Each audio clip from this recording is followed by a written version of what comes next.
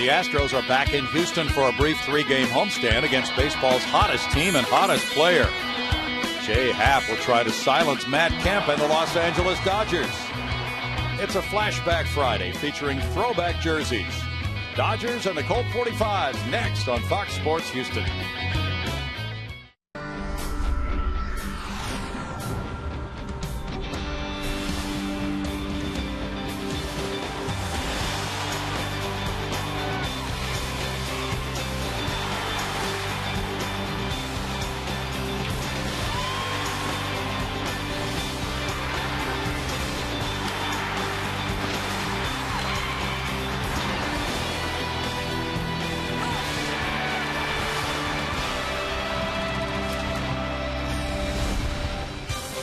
Live from Minute Maid Park in Houston, Texas, Fox Sports Houston brings you Houston Astros baseball. Tonight, the Astros open a brief three-game homestand.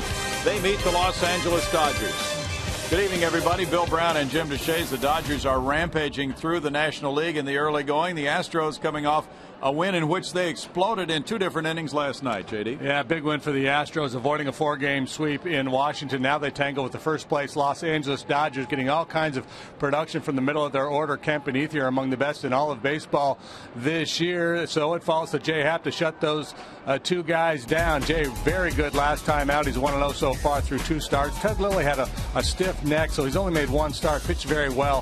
Throughout his career, he's been very good against the Astros. The Astros will be wearing the Colt 45 jerseys tonight. Jose Altuve had two extra base hits last night. He reached the deepest parts of Nationals Park. We'll be back to see how he and his teammates do in just a moment.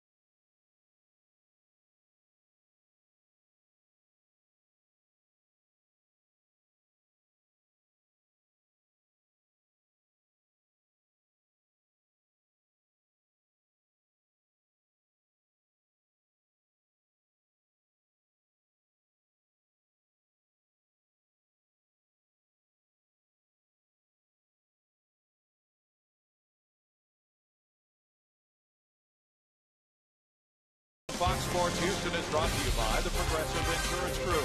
For a money-saving car insurance quote, call 1-800-PROGRESSIVE today.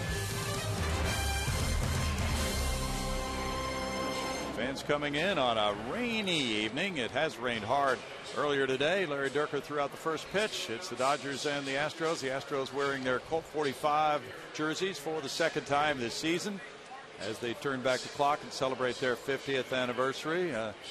Larry will be joining us up in the booth in the second inning. And he threw out this first pitch. That's a special gold baseball. Threw it out to Brad Mills. So that gets the evening started on a Friday night. And the starting lineup for the Dodgers is brought to you by Hyundai. Don Mattingly's 51st birthday today, and he makes out this batting order. Justin Sellers at shortstop, Mark Ellis at second base, Matt Kemp at center field, Juan Rivera in left, Andre Ethier in right, Jerry Hairston Jr. at third base, James Loney at Houston at first, A.J. Ellis at catcher, Ted Lilly the pitcher. Jay Happ goes to the mound for the third time this year. You take a look at the numbers from his start Sunday against the Marlins. Very good work by Jay. 6 innings of 5-hit, 2-run baseball. Walked a couple, had a good heater that day, struck out 8. 100 pitches thrown for the left-hander. And he has a defensive unit behind him that looks like this. Martinez, Maxwell, and Bogasevic. As Maxwell gets a start out there in center. CJ and Lowry cover the left side, Big and Little on the right side. Chris Snyder is behind the plate. For the Colt 45s here tonight. And Jay Happ has been so much better. Going back to last September, JD, when he came back from AAA Oklahoma City, there are the ground rules being reviewed there by Brad Mills and Don Mattingly. So Jay, as he's 1-0 this season in his first 2 starts, probably a good deal more confident than he was going back to last July. Yeah, I think so. I think that time down in the minor leagues really served him well. I'm sure he wasn't really thrilled with the prospects of going back down, but to get out of the pressure cooker a little bit, go down there and iron out some things and just clear your mind. I think it did him a world of good, and he pitched well after coming back last year, and he's off to a good start here in 2012. That's the umpiring crew. The home plate umpire tonight will be Tom Hallion. There between Mattingly and Mills. It's DJ Rayburn at first, Brian O'Nora at second, Alfonso Marquez at third. Jackie Robinson night also being celebrated tonight. So there's a lot happening on this Friday as it begins a very quick 3-game homestand. And Jackie Robinson, of course, a major star for the Brooklyn Dodgers as he came to the big leagues. 1947, that day was celebrated when the Astros were on the road, but now this is the first game back home after that anniversary, and they're celebrating that tonight. They're not wearing the number 42 that's been retired by all major league teams in honor of Jackie Robinson, but they're celebrating in other ways. Don Mattingly plowed through a difficult season last year. He's in his second year now as the Dodgers skipper, 92 and 82 with the club up for sale last year, going through all sorts of front office turmoil. And now, as the Dodgers come off an 82 and 79 season, has his club off to a 10-3 start. And it's Justin Sellers to lead it off. Sellers getting his third start of the season. Has a 167 average, no homers, no runs batted in. D. Gordon is the usual shortstop, but he's getting a rest tonight.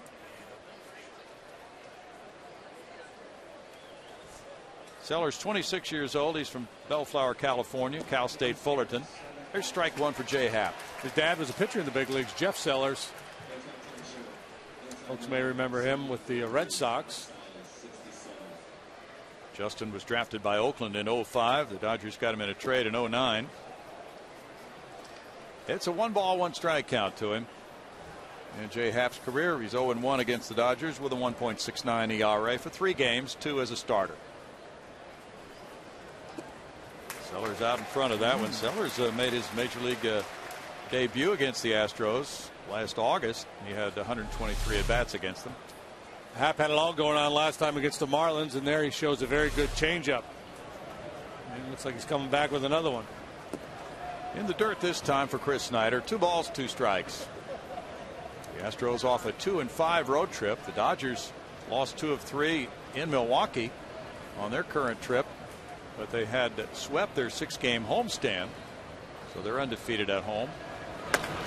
Ripped on a line and by a lunging Chris Johnson into left field. Sharp single. Sellers takes the turn And the Dodgers have a man on for Mark Ellis. Pretty impressive swing of the bat there by Sellers after a couple of changeups. In the first one, a really good one. Sellers still able to get around on that fastball. You would think because of the changeup he'd be waiting back a little bit, might not be able to get to that good heater. It was moving in on him a little bit, but he showed a very quick bat there.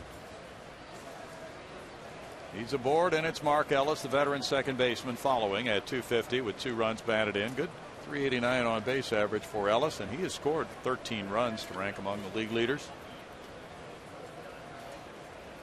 Currently on a 7-game hitting streak, and he looks at ball 1. He may feel a little freed up tonight because normally D. Gordon's the leadoff man, and when Gordon gets on, he's just one of the fastest guys in the league. So Ellis typically takes a lot of pitches to allow Gordon to try to steal.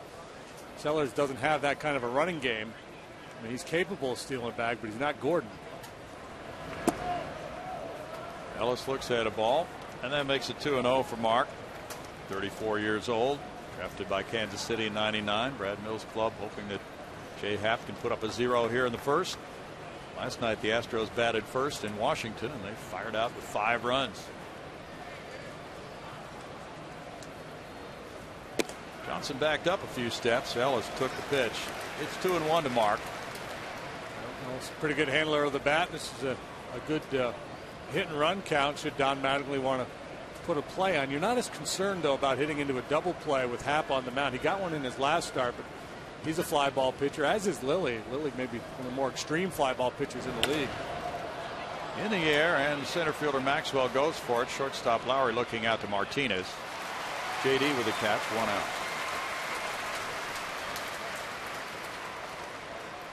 Now Matt Kemp, all world. He has been absolutely phenomenal this season. He's on an 8-game hitting streak right now, leading the league in many departments, including hits, total bases. Tied for the lead. Well, he is the leader in homers with 7. He's tied for the lead and runs batted in with 18. And there you see it. After a near triple crown last year, JD. I was going to say we may have to come up with a new feature called the Zach Levine Quote of the Day. Zach from the Chronicle, he usually gets off a good one, and today he said Kemp leads the league in everything except for power play goals. He was absolutely exploded on the scene. There is ball 1. After a couple of years ago hearing criticisms about his play, about the fact that some felt he wasn't totally dedicated to it. He had a fracas with Jeff Kent a few years ago. Imagine that. Foul back, and it's 1-1. Well, Matt, who's 27, has really blossomed now. Last year he led the league in homers and runs batted in. He was 3rd in batting average and somehow did not win the MVP. Joey Votto did. But Matt Kemp truly has arrived. Well, you know, and I think the knock on Kemp may be a little bit unfair. When guys are this gifted athletically, people just expect things to come easily to them. And baseball's a different game. It's a skill game. It's not just athleticism. It takes a while for guys to polish those skills. 2-1 to Kemp during his 8-game hitting streak. He's 16 for 30. Hit an opposite field homer yesterday after 39 bombs last year. Driving in 126. Great numbers the last 3 years.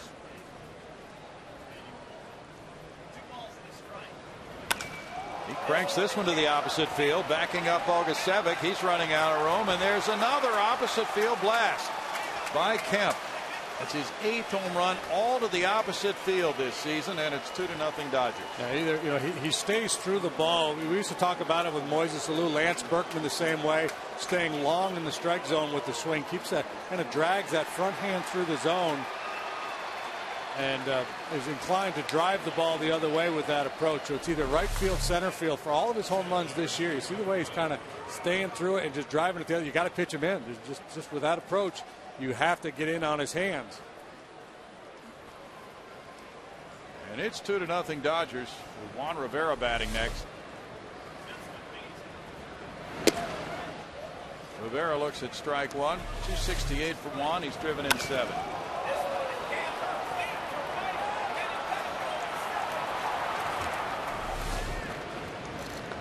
Rivera looks at a breaking pitch that moves in for Jay into the strike zone. And it snowballs 2 strikes to the 33-year-old outfielder who was with Toronto before the Dodgers acquired him during the season last year. Came up with the Yankees. Grounds that one foul. No balls, 2 strikes. Dodgers have won 17 and they've lost 20 in games here at Minute Maid Park down through the years. They'll have Clayton Kershaw pitching tomorrow night against Kyle Weiland. Fly ball out over shortstop. Lowry drifts back. 2 down. And Jay likes to work up in the strike zone or above the strike zone with fastballs when he gets ahead, and that's what he did there with Rivera. Oh, this is a Kemp home run.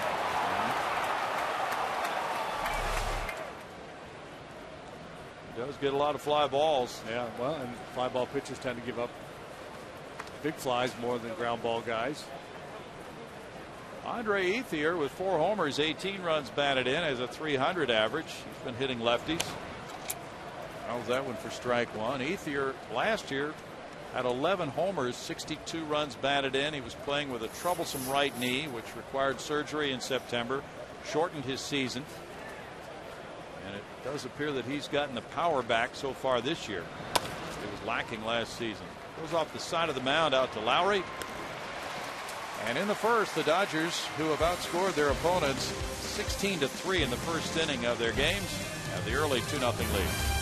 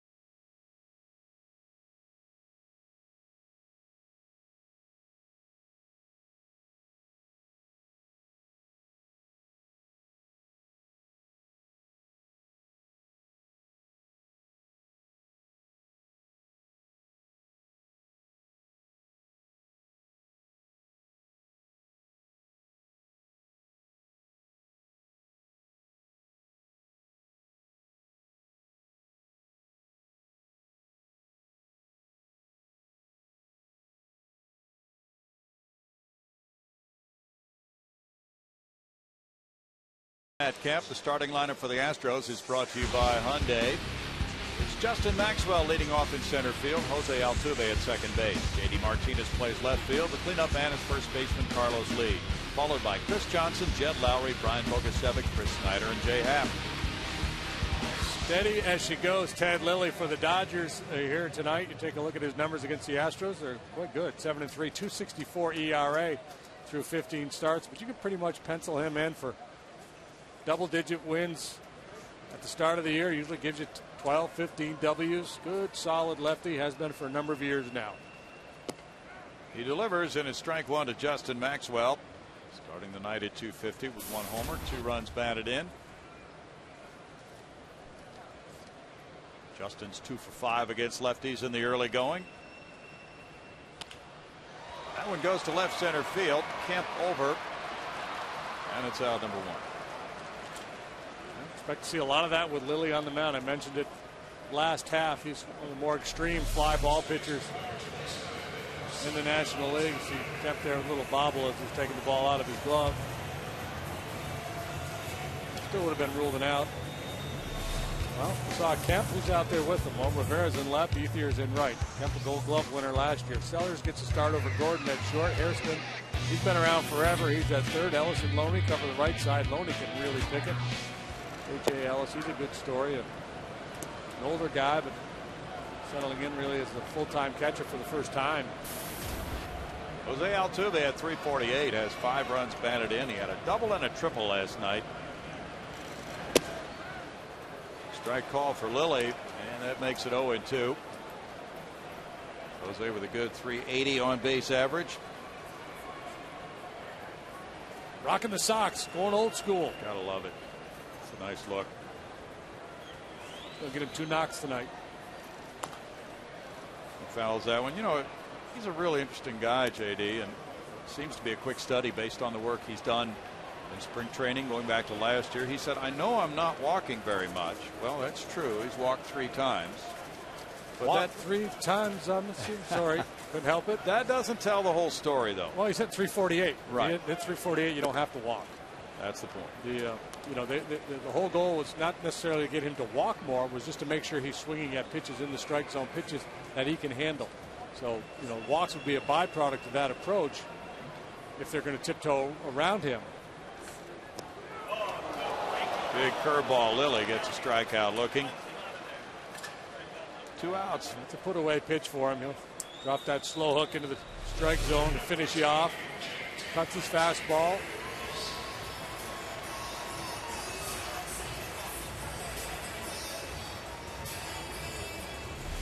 JD Martinez follows. 326, 3 homers, 12 runs batted in for JD. Last weekend, a big one for him in Miami before family and friends. There's ball 1 to him. Just to finish the point on Altuve not walking, the bottom line is he's not a real big guy. He doesn't hit a lot of home runs, although he does have a lot more power than people probably think. But pitchers are going to attack that kind of a hitter. They're not going to nibble against guys that they don't think are going to take him out of the ballpark. Well, that's exactly what he said tonight during batting practice. He said, hey, I know that they think I can't hurt them with a home run, so when they fall behind in the count, they're going to come after me, and I may not walk as much because I'm getting hittable pitches when I'm in favorable counts. We should call him the piranha. There's an Altuve piranha that inhabits the waters of Venezuela. Oh, really? Yeah. Good research, JD. Yep. That's it. I'm done. I made my contribution. Go get him. Ball 4 puts JD Martinez on. 2-out walk for Lilly, who walked 1 in his first start in 7 innings. Ted was drafted by the Dodgers way back in '96 in the 23rd round, but 2 years later they traded him to Montreal, and then he began his various journeys around baseball to the Yankees, Toronto, the Cubs, back to the Dodgers in 2010. Carlos Lee at 259 with 1 homer has 9 driven in. Carlos Lee has more at bats against Ted Lilly than any other active hitter. He's 15 for 49, a 306 batting average, a home run and 3 driven in, and never has he struck out against Lilly. That's kind of an interesting factoid. That's the longest stretch of at bats of any active hitter against a pitcher without striking out. 54 plate appearances.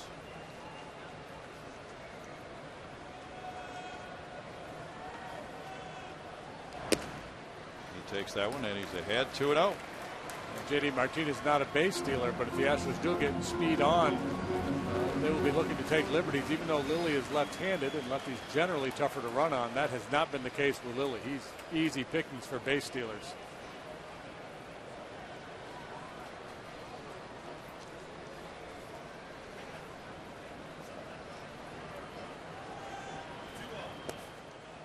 That looked pretty good, but it's called ball 3. The home plate umpire Tom Halley, and that makes it 3-0 for Lilly. At one point, Lilly had a 7-game winning streak against the Astros. That was through the 09 season. Since then, though, he's gone 0-2 against them. Chris Johnson on deck. But Lilly has the 4th best ERA for a career against the Astros among all active pitchers. Green light him right here. Back for ball 4, back-to-back walks, both on 4 pitches, and it's Chris Johnson. Well, if Johnson walks, we have a story. He has not walked so far this season. Lilly just did not want to give in there to Carlos once he fell behind him. A dangerous strategy this early in the ball game. That's kind of Glavine-esque. That's the way Tommy Glavine pitched. He just wasn't going to give in regardless the time in the game if he felt like there's a very dangerous hitter in the box. He'd rather start fresh with a new count with a new guy, and that's what Lilly apparently has opted to do. 300 for Chris Johnson with 4 runs batted in. Last night, Matt Downs started at third base while Chris got a rest.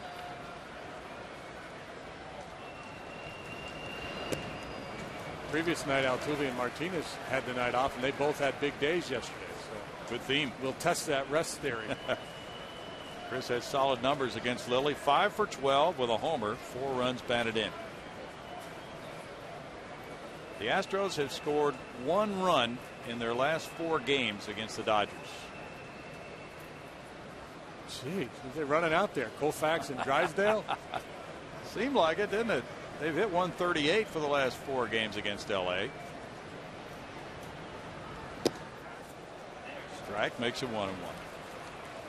Chris was talking about last night's game, though, even though he was on the bench watching just a feel-good game as his teammates banged out those 6 hits, including 3 triples in the first inning, then another explosive inning in the 6th. They got 5 more runs, and they won it 11-4. Fun to watch or be a part of.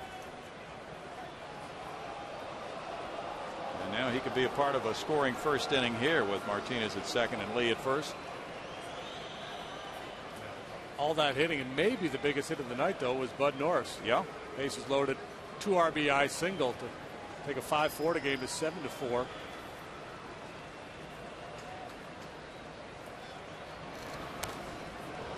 Foul ball makes it 1-2. Well, you know, we're only home for 3 days, JD. What is it, 60 hours, Dave Raven says? Something like that. Right. You know, in the dry cleaner, it's going to be hard to get the clothes back. There's a lot of pressure, Brownie. And then there's Chris Johnson's dog. What's going on with the dog? He's had his dog in a kennel, and he gets him out tonight, but then he has to put him in again Saturday because we're leaving again Sunday.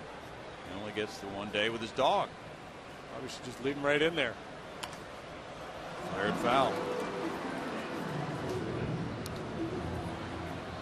Well, maybe we'll just have to have a new policy with the club where pets are allowed 1 trip out of the year.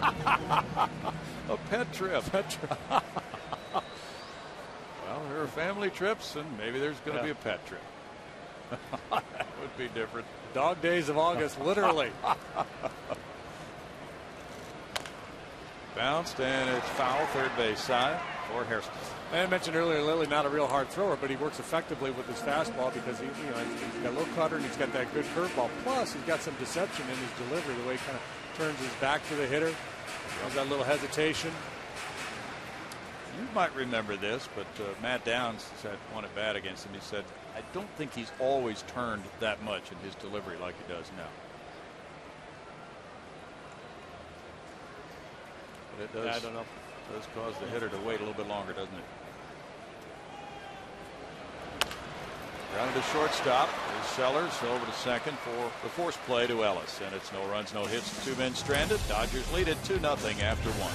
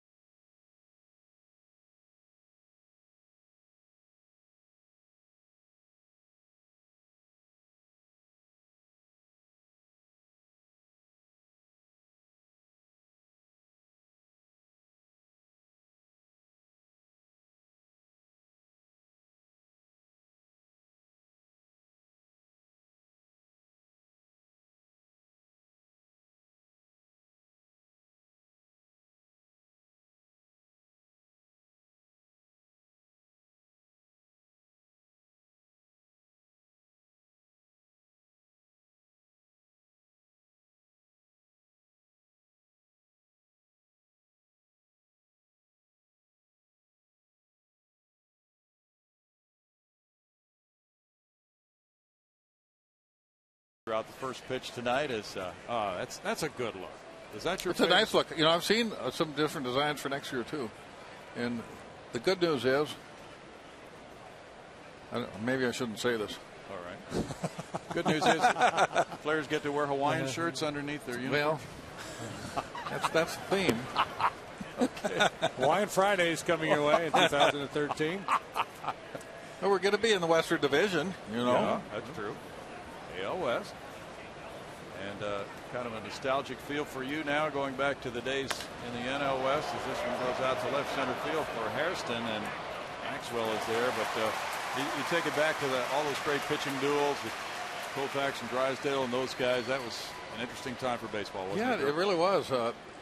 There were probably, during the time that I played between, say, 65 and 75, there were probably about 25 starting pitchers that made the Hall of Fame from that decade, if you call that a decade.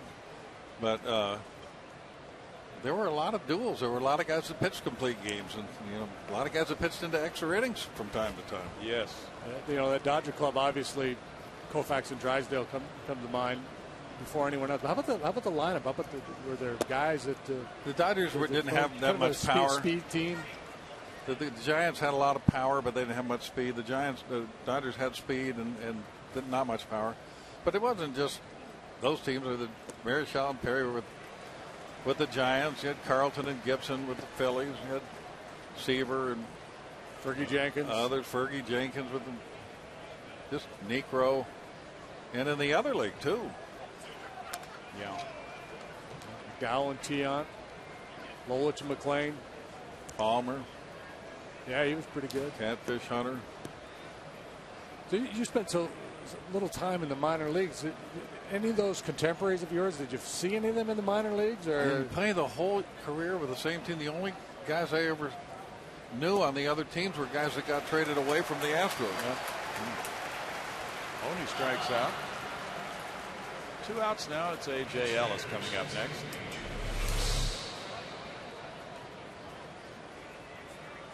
Fully committed, Loney, to hang in there as that backside was drifting towards the Astros dugout on the breaking pitch. The last game Jay pitched was the best I think I've ever seen him throw. And he had command of everything, and he had just enough hop on that fastball that even when he got it up and over the plate a little bit, they tend to foul it back or hit a pop-up instead of a home run like they did tonight. I'm not sure if that's the way he needs to pitch and can repeat that or not.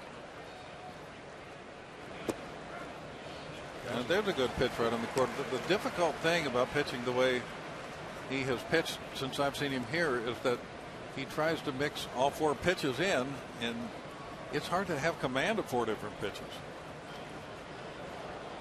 There's a curveball there. He spiked it, but 0-2. Yeah, you were mostly fastball, changeup guy with an occasional slider. I was mostly sinker, slider, occasional four-seamer, and every once in a while something slow.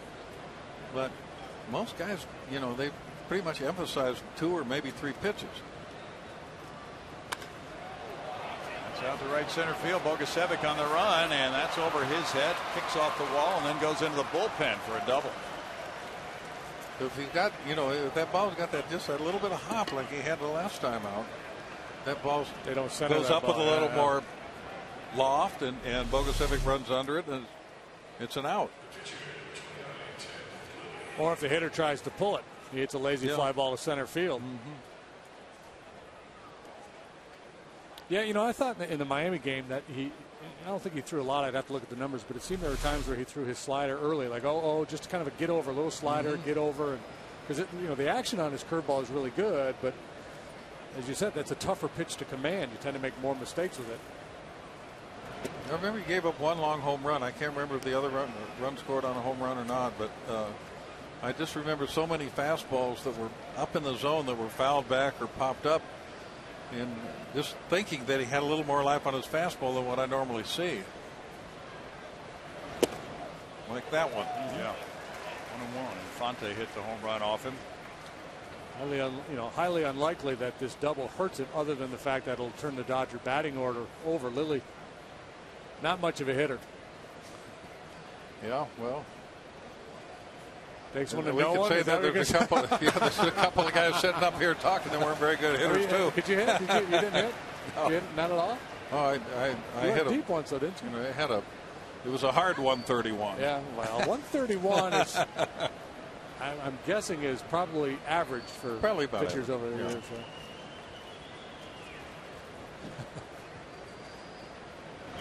If you can't hit very well, at least you can swing hard. Yeah. You know, and then if you happen to hit it, you might get an extra base hit. Did you find you had your best years as a hitter when you were having your best years as a pitcher? I never really even thought about that. I found that when I hit a home run, the first 2 times I lost the game. Well, your head was just spinning with delusions Yeah, of grandeur, yeah. probably. Now 3-2. Well, these Friday nights have been a lot of fun, Dirk, already, and setting the tone for the entire season to come with the flashback Fridays. Yeah, there's a certain continuity to it. It's a 50-year package. You know, if it would have been last year in the NL for 49 years, you can't celebrate your 49th year. Willie walks. Yeah, but this is This is the rut he gets himself into.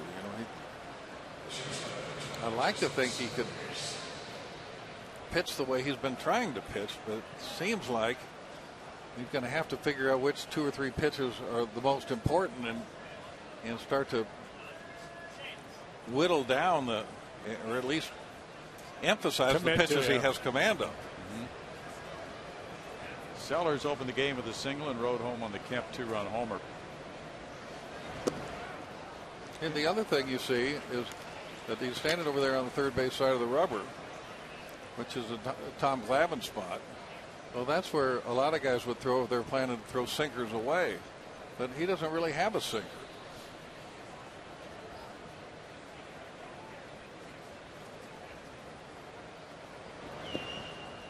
In the dirt for Chris Snyder. 1 ball and 1 strike. No, he'll throw some 2-seamers that will tail a little bit, but he doesn't sink the ball. Where do you stand? I stood on the first base side. When I played, all lefties were on the first base side, and all righties were favored the third base side. Now it's almost reversed. Yeah, it's flip-flop.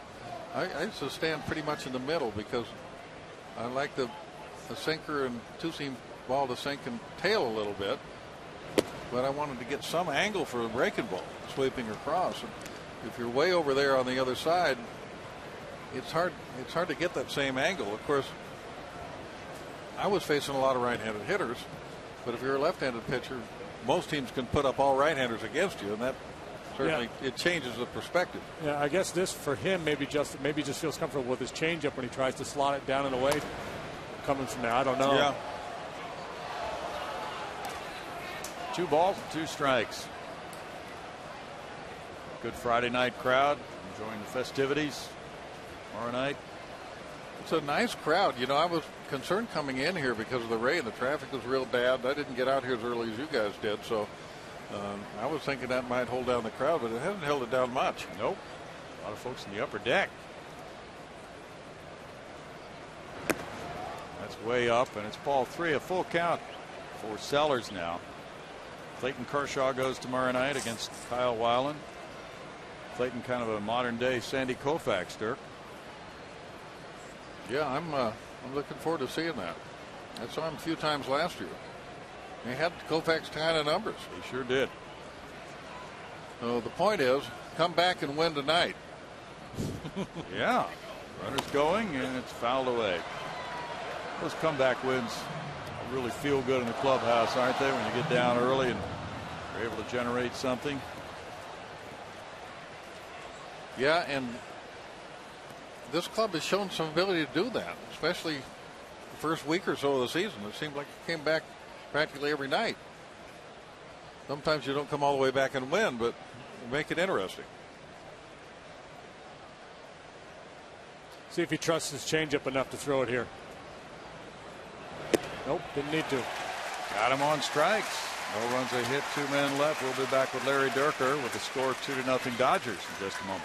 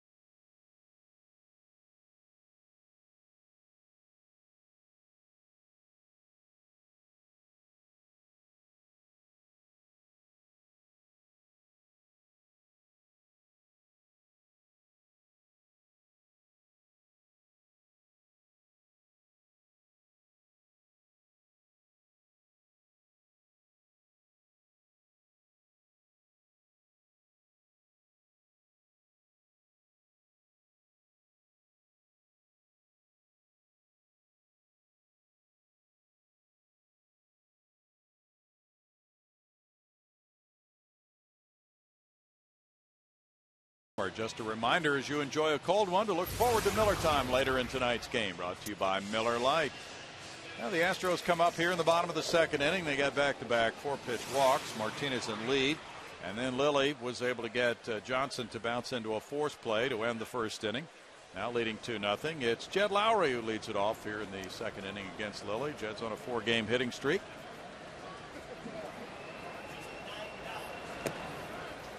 There's strike one to him.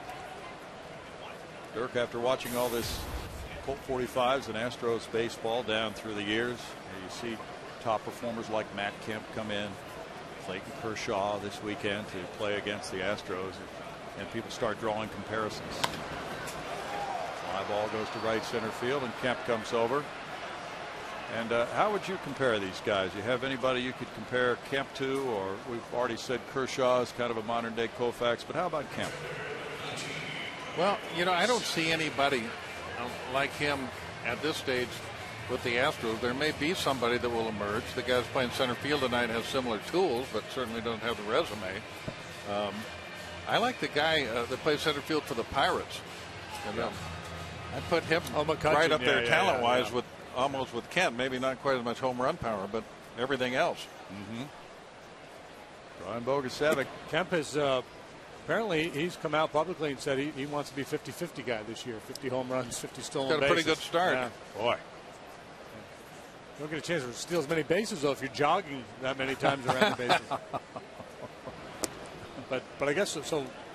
In your era, I guess Mays would be the first guy that comes to mind, or Mantle with that kind of skill set. Yeah, well, they did, but Mantle didn't run much because the Yankees, as a team, didn't run. Yeah. But Willie ran quite a bit. Henry Aaron was not quite as fast, but he could steal, but he never, ever bunted. Mays bunted a lot. Oh, really? Would you say Mays then was the best athlete of your generation? Anybody you can think of? I'd say he was the most fun to watch. I'm not sure he had more athletic ability than Mantle.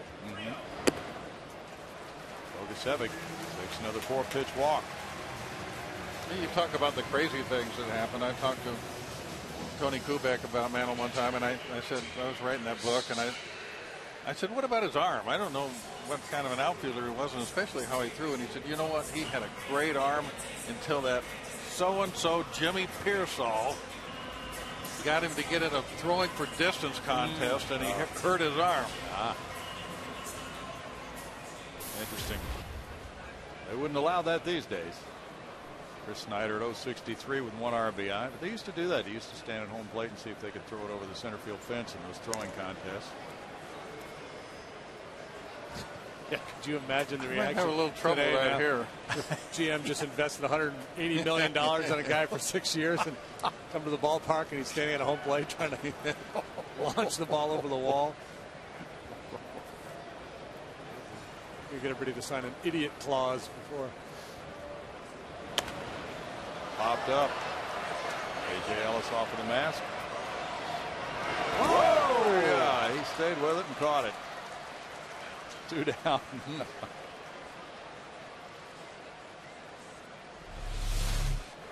Yeah, this thing was sky.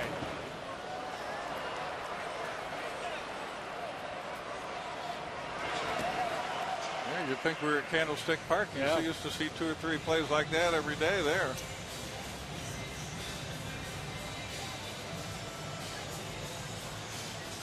Was able to stick with it. Yeah, boy, what a place that was to try to catch a foul You got pop. the pitch there a time or two, Oh, didn't you? yeah, sure.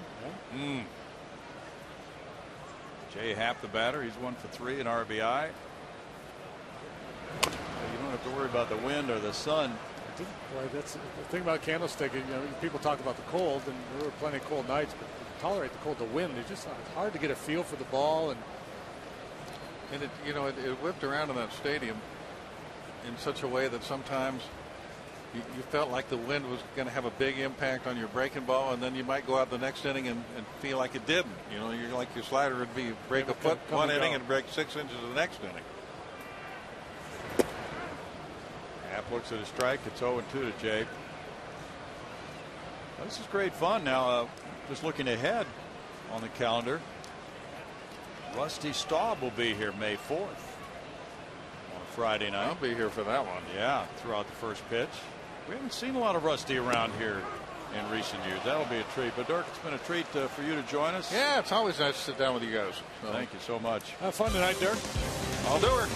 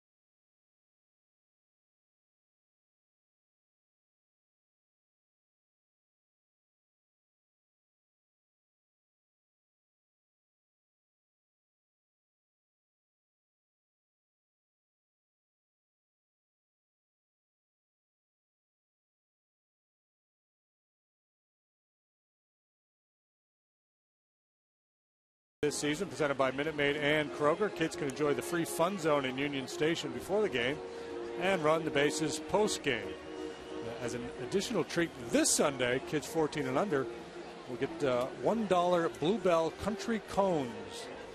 So it's an old-fashioned Sunday at the park. On the bases, you got the fun zone, the ice cream cone. Tickets are available at Astros.com. Good weekend right here in Houston as the Astros have come back from a week on the road. And getting ready for another week on the road. Jay Happ starts Mark Ellis for the fastball, strike one. Ellis hit a fly ball to left in the first inning. It's 5 cities in a row for the Astros during this period of the schedule. Every 3 or 4 days they move on to another city. When they come back home in early May, they'll be here for a while, which will be nice for the fans to settle in. No balls, 2 strikes for Jay. Sharply hit single into center field. Yeah, he bent over on the mound. He'd love to have that one back. He was ahead 0-2, and Ellis wrapped it up the middle for an 8-game hitting streak. And not that, I don't have as big an issue with 0-2 hits as some. Because sometimes you make a good pitch and a guy gets a hit. But he just didn't throw that ball where he wanted to. How about Matt Kemp? How good is he going? And what about the year he had last year? How does that compare with others down through the years?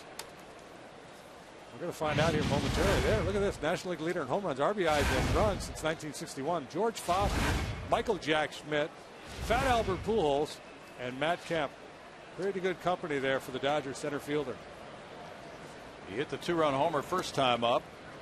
And there's ball 1 to Kemp. George Foster, you saw him, Brownie, in Cincy. Oh, you worked with him. Gosh, he was unbelievable. Those big forearms. He could do what Kemp has been doing. He could drive a ball out to right center. Hit one off the scoreboard at Veterans Stadium one time in right center field. And that's something that Kemp has been doing for these Dodgers too. When you get that kind of opposite field power, that is impressive. And, big, strong guys that hit a lot of home runs. Pitchers are hesitant to go in on them a lot. It's hard because it's hard to get strikes in there. Where you're trying to go is off the plate. That's the dilemma you face when you pitch against Kemp. So you want to crowd him, but for the most part, you're crowding him that's off the plate. So where are you going to get your strikes? Try to go down and away. He is proving that to be a very dangerous place to go. Maybe you try to get ahead with a breaking ball. Not a bad pitch there. First and second, nobody out. It's only the 6th time Kemp has walked. Second walk for Jay Happ tonight. Now it's Juan Rivera. Well, Rivera popped a shortstop in the first inning.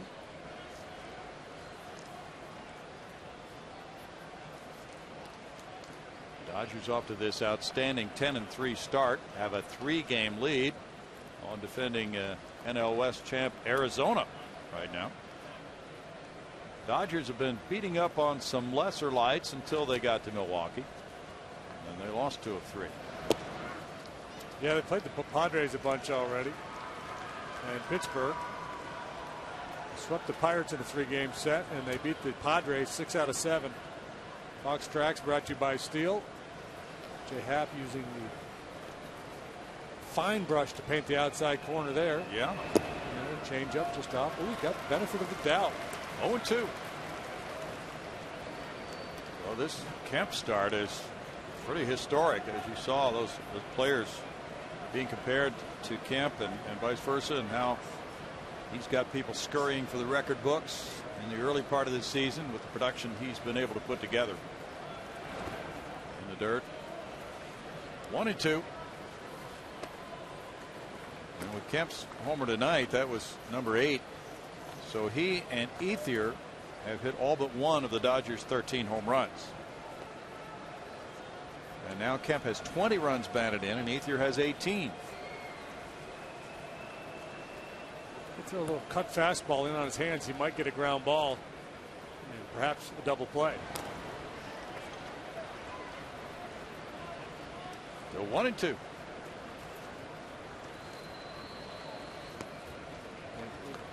As I mentioned earlier, Happ is not a ground ball pitcher, but sometimes that's where a lefty can go against a right-handed hitter. You throw a little slider or a cutter breaking down and in, and you get a right-handed hitter to pull the ball on the ground. That could be your double play ball.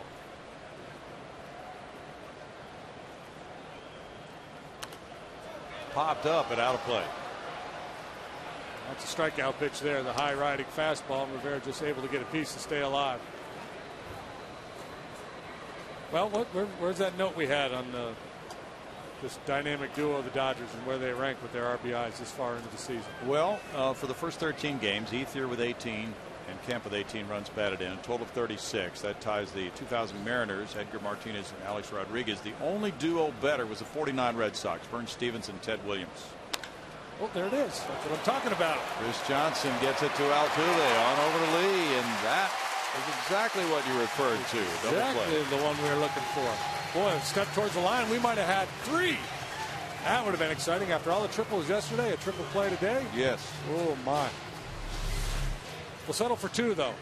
You got the slider in on a little bit. Hit it hard, which helps when you got to go around the horn for the double play. You like that ground ball to have a little pace on it. That allows Altuve to make the turn unfettered there. Yep. And Kemp, he can fetter you. I mean, he's a big guy when he gets going. He can knock you into the left field wall. Andre Ethier grounded out earlier to short. And this one heads for right center field. In for an RBI single to make it 3-0 Dodgers. Ethier picks up his 19th run batted in. So now it's a total of 39 for these two, Kemp and Ethier. Well, and we had that graphic earlier showing how good Ethier has been against left-handed pitching this year. Just a pretty job. Good solid swing by Ethier, staying in with that front shoulder against a left-handed pitcher.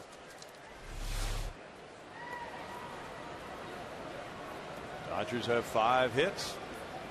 Jerry Hairston hit a fly ball to center in the second. Third base should be an interesting position for the Dodgers this year. They signed Juan Uribe prior to last season as a free agent. He's on the bench tonight as Hairston plays third. There is strike 1 to him. Hairston made a spectacular diving play yesterday in Milwaukee.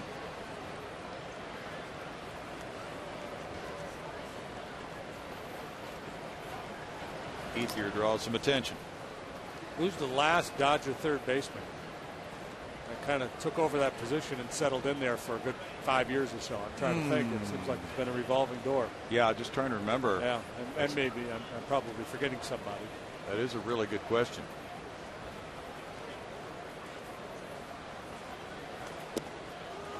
Missing away. Happ goes to a 1-1 count. Well, one of their coaches is Tim Wallach. Yeah, well, Wallach's one guy I was thinking of, but I'm thinking it had to have been somebody since Wallach. Right.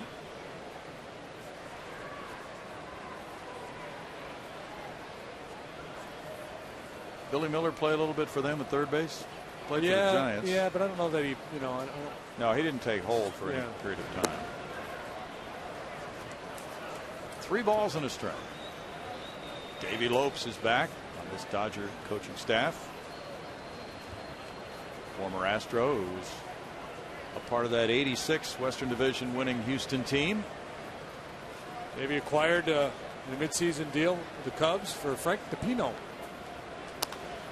Wow, that's vicious in that Dodger dugout. Ugly finder. 2-2. Now Davey could be a spot player, come off the bench, steal a base sometimes. James Loney's on deck. Yankees pounded the Red Sox in the 100th anniversary of Fenway Park today, 6-2. Ivan Nova going to 3-0 with a win, beating Clay Buchholz, who's 1-1. Runner going, and it's grounded. Lowry to his right, backhands and throws to Lee to get him. The Dodgers add on a run on 2 hits and leave a man. They lead it now 3-0 in the third.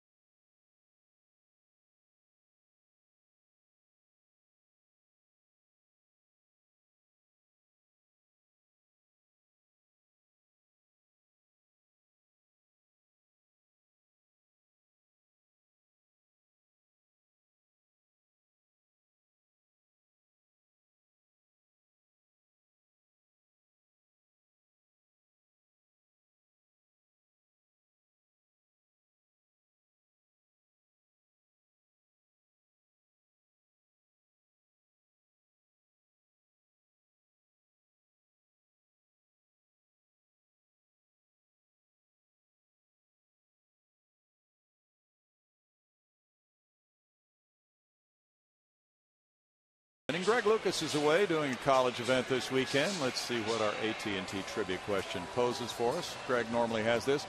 Who are the only 2 Astros with 15 or more career wins against the Dodgers? 15 or more career wins. Well, I know that's a lot of wins. Yeah. Is this for the Astros or could it be for any team? Partially for the Astros. Yeah. Astros only 15 wins. Scotty was really good against the Dodgers. I don't know if he had 15 wins. I think he had the highest winning percentage of any Astro pitcher against the Dodgers. All right, let's go with Scotty. How about Nolan? Think he beat him that many times? Pitched a no-hitter against him. We know that. Strike 1 to Maxwell. You got to think longevity, right? Yeah. I think longevity. Maybe Don Wilson.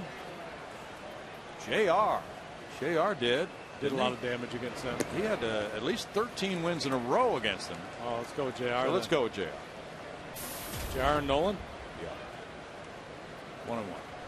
But it could have been Scotty, as you said. I don't think he had that many wins. Okay. I want to say like 12-6 or something like that. How about you? We know you had the big strikeout game against the Dodgers. But didn't pitch enough years. Somebody pitched a lot of years to rack up 15 wins against one club. Justin Maxwell trying to get something started against Lilly, trailing 3-0 here. And he takes that one for ball 3. 3 balls and a strike. The Astros have drawn 3 walks, and they've all been 4-pitch walks in this game. Kind of strange because Lilly has not surrendered a hit yet.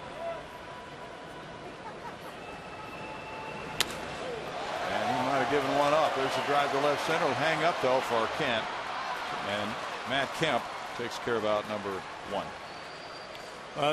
You compare the swing that Kemp had when he hit his home run the other way, and that swing by Justin. And that ball was out away from Maxwell. Instead of driving it the other way, he tried to pull it. And that's tough. We got to reach out for ball away from you and pull it. It's hard to, very few guys are strong enough to do that and still yank it out of the ballpark. Jose Altuve is leading all Major League second basemen in batting average. 348 coming into this game. He struck out looking in the first. That's strike 1. Ian Kinsler was hitting .321 and had the second best batting average among Major League second basemen. Altuve is creating his fans with his outstanding play. Yeah, we were talking about that power on Altuve, which you pointed out last time up, JD. And just checking the stat sheet, he has 16 hits this season. 6 for extra bases, 4 doubles and 2 triples. So he right now has a .522 slugging percentage.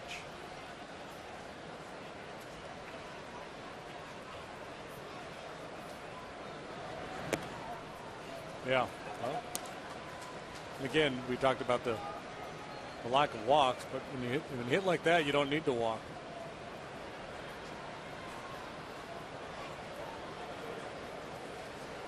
Lilly was 12 and 14 last year for the Dodgers. Who knows? Maybe we've got the second coming of Joe Morgan here. Yeah, wouldn't that be great? Okay, now Astros have 15 wins or more. Oh, I was wrong. Mike Scott 16 and JR 15. Sorry, Scotty. Well, I knew he was really good against him. I just didn't think he had that many wins. He did very well, didn't he? Isn't Scotty coming back this year? Bouncer third, and that one is deflected over to foul ground, and Altuve's headed for second. Here's the throw, and it's there ahead, and he is out. Hairston was able to dive for the ball, then scramble up, go get it, and make the play at second base. A 5-4 play for out number 2. Well, Hairston made a heroic play for the Dodgers yesterday against Milwaukee, and this is just a great hustle play here. Look how quickly he gets to his feet, runs this ball down, and then the jump throw to second base. That is one fine play. He dives to his right, and now he gets up and he slides to his left. Yeah, that is impressive. Oh, gosh. Evasive action taken there by Altuve, but the tag applied. You know, it's a good try, trying to get 2 there. You just don't, it's one of those deals that's going to force a guy to make a play, and the guy made a play. Now, did he actually tag him? The ball was there, but, like he did. 2 outs. Yeah, that was interesting. That was a great try by Altuve. And I wouldn't fault Altuve for trying for second base on that. No. At all. No, I mean, he's just responding to Meach anyway. Meach is looking at him, telling him, go, go, go, go. They took a superb play by Hairston. Just a terrific play by Hairston. But when you think about the quickness he had to have to get Altuve, diving to his right, and then he was able to get to his feet immediately, go after that ball, slide, get up, and make a nice throw. It took a terrific play to get Altuve. JD fouls it away. 2-2. They got the piranha. Yeah, they did.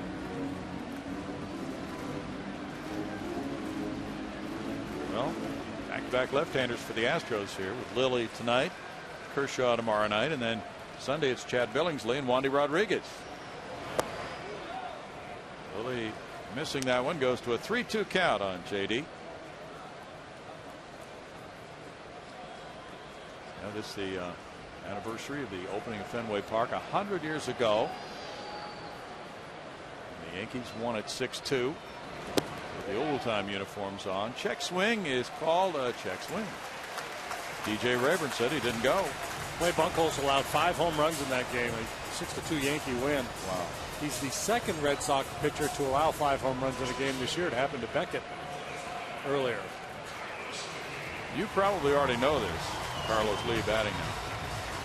But 100 years ago today, the Titanic was due to sail back from the United States to England, had it ever arrived in the United States.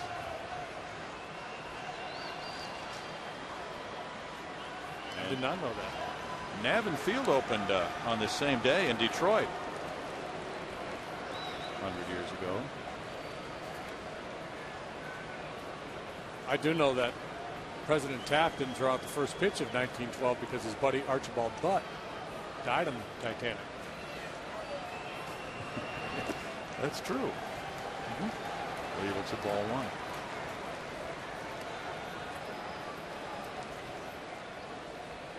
Chris Johnson on deck.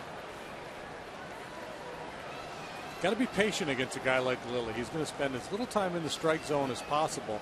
Not a real hard throw. He doesn't get great movement on his fastball, so hitters tend to go up there thinking, I'm going to get something. I take a good, healthy rip at.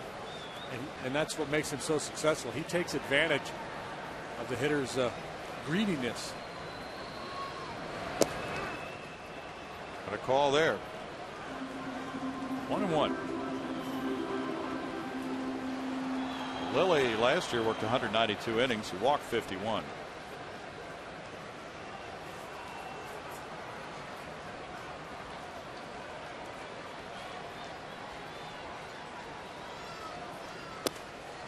Carlos takes it. 2 balls and a strike. The Dodgers have a 3.13 staff ERA. That is 5th best in the National League. Their closer is Javi Guerra, and he leads the league in saves with 6 already.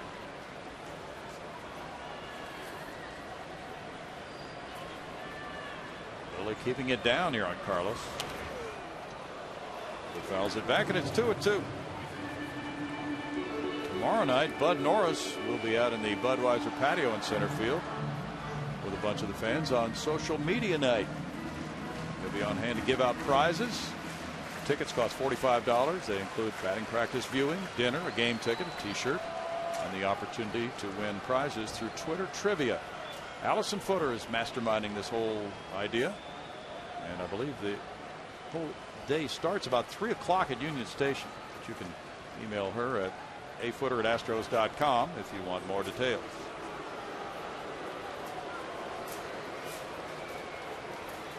Now 2-2 to Carlos, who has never struck out off Ted Lilly. Now he's got 2 strikes. Oh, you're risky to bring that up. Amount of drama building here. And I'm guessing neither one of them knows that Theodore Roosevelt Lilly has never struck out El Caballo. Theodore Roosevelt, is that true? That is true. That's his middle name. Nice. Got him. Uh-oh. Wow. It's first. No runs, a hit, a man left after 3. It's 3-0 Dodgers.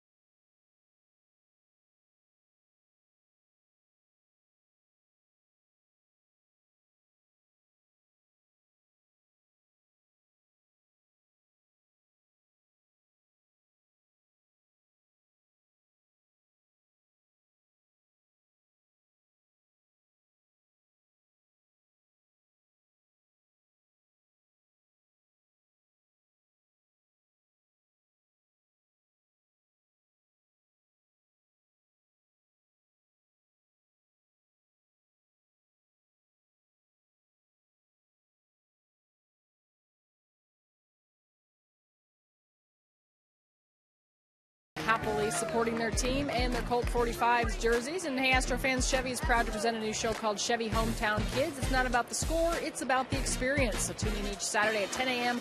right here on Fox Sports Houston, or visit hometownkids.tv for more information. Bill? Fly ball off the bat of James Loney out into deep left center field, and it's in for extra base as it kicks off the wall, and Loney is in. He has a leadoff double here in the 4th inning. That's his 4th double of the year for the Houston native. Loney off to a slow start last year. Very slow start. Struggled in the first half. Got it going on a little bit in the second half. Looks like he may be a little more bent over in his stance, leaning on that back leg a little bit more. He's had some big games in this ballpark. Still looking for his first home run of 2012. He's a .306 lifetime hitter against the Astros, and he's aboard for A.J. Ellis, who doubled to right center earlier.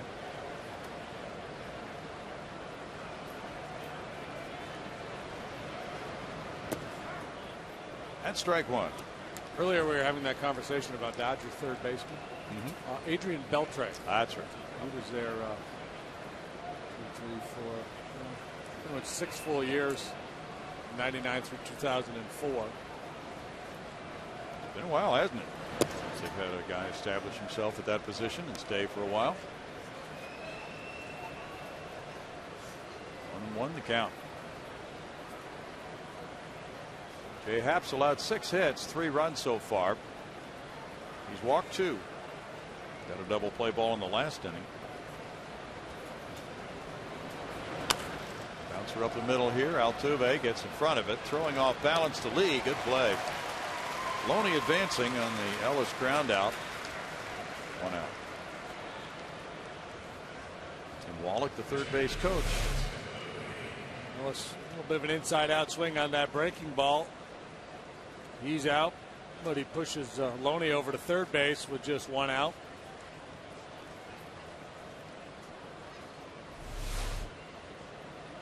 Now the infield comes in tight. Pitcher Ted Lilly, the batter. Lilly walked in the second inning. Reds beat the Cubs today 9-4 at Wrigley. Homer Bailey going to 1-2 with the victory, beating Chris Volstad. Reds starting to hit the last couple of days. They had been in a deep freeze for their offense. Lilly takes ball 1. Cubs have lost 6 in a row now. They're 3-11. Boy, they are stumbling out of the gate, aren't they? Yeah, not unexpected though. No. That last pitch is strike, so it's 0-1 for Jay.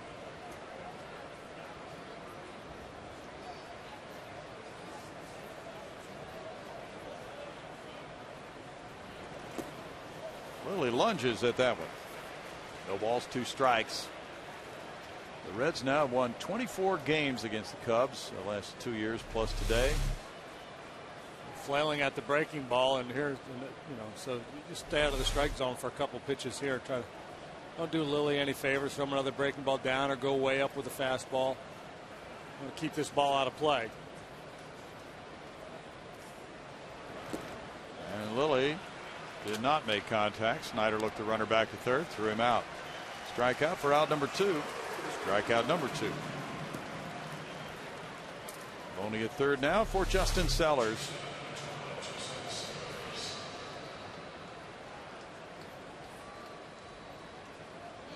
Snyder with a couple of shuffles, knows he has plenty of time to get Lilly, so he wants to make sure he's got Loney headed back to the bag.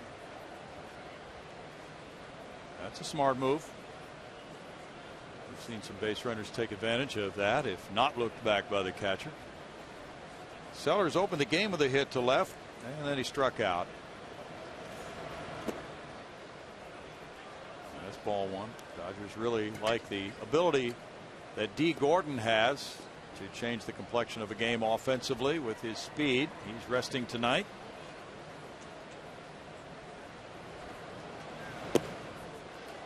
One and one.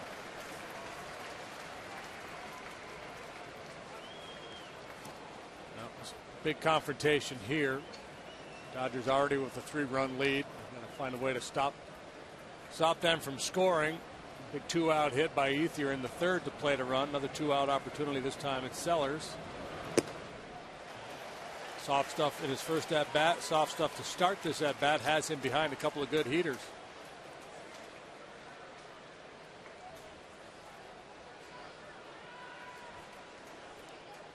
Johnson, Lowry, and Bogusevic are due up in the bottom of this inning. Snyder wants it up. 2-2. Jay Happ is 10-7 here at Minute Maid Park in his career with a 4.01 ERA.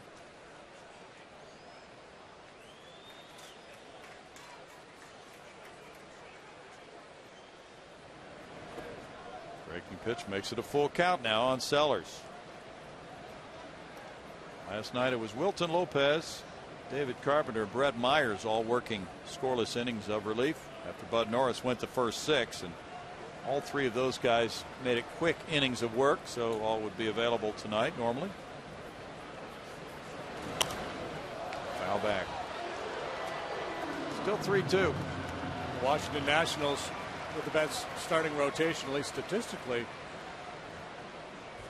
Prior to last night, I don't know if they still were after the Astros put that hurting on them last night, but they've pitched very well this year. That's the bottom line, and they're at it again tonight. They've got a 1-0 lead over the Marlins after 8. Well, now the Phillies have the best ERA in the NL, 2.29. Washington second, 2.54. Ross Detweiler with 6 innings of shutout ball. He's the only member of that rotation the Astros did not see in that 4-game set. Carlos Zambrano for the Fish, awfully good tonight. 7 innings, 2 hits, 1 run allowed. He didn't walk anybody and struck out 6. His control was really off in the start against the Astros. Foul back again. The count remains full on Sellers. There's our Fox Tracks brought to you by Steel. You see the pattern. Jay working. Once he got ahead, he was trying to get Sellers to chase those high fastballs. He did a couple of times, then laid off a couple. That one, number 8, right there for him. But he couldn't do much with it. Just fouled it back. Putting up a good long fight, though. And he takes a walk. Ooh, man. Jay was about ready to head for the dugout. Kind of put his hands out after the Tom Hallion ball 4 call. 3rd walk. I think sometimes umpires get into swing mode the way hitters do. You know, after all these foul balls, a long at bat like that, they're just expecting the ball to be put in play or a swing, and you seem to see that a lot. Those lengthy at bats. Brad Mills coming out, sensing a little frustration, perhaps, after that way that Happ reacted. You know, I was talking with Jay a few days ago, JD, and I made the statement to him that I didn't think he was getting calls on pitches similar to that in his last start, where the umpire sets up the inside corner, right-handed batter, left-handed pitcher throws a slider maybe that he ought to be able to see coming right there, but sometimes you think if a pitcher just doesn't get that call, he's going to shy away from that after a while. You don't get that call. As a former left-handed pitcher, I'll tell you, it's hard to get that pitch called. Millsy's letting Hallion know that he thought that ball was a strike too.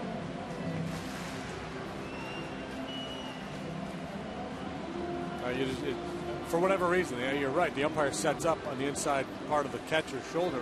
He's looking right at it, but I think his eyes are kind of angled the other way to see the outside corner. And I think the thought process is if I see it here, I'm set up in. If I see it here, it's in.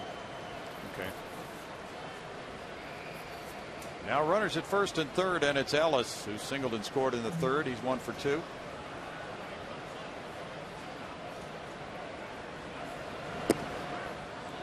Now that ball looks maybe out when he's calling, and maybe that's our camera angle too. That's the other part of it. Right. But most umpires, if they're going to give you a little bit more, it seems like they give you more away than in. And that's what happened. More calls. Yeah, last time for Jay, that is what happened also in that game. He was getting the outside corner calls. That's driven to right field. Bogusevic backing on it. In the 4th inning, it's no runs, 1 hit, 2 men stranded. It's 3-0. And the Astros come up against the Dodgers in just a moment in the 4th.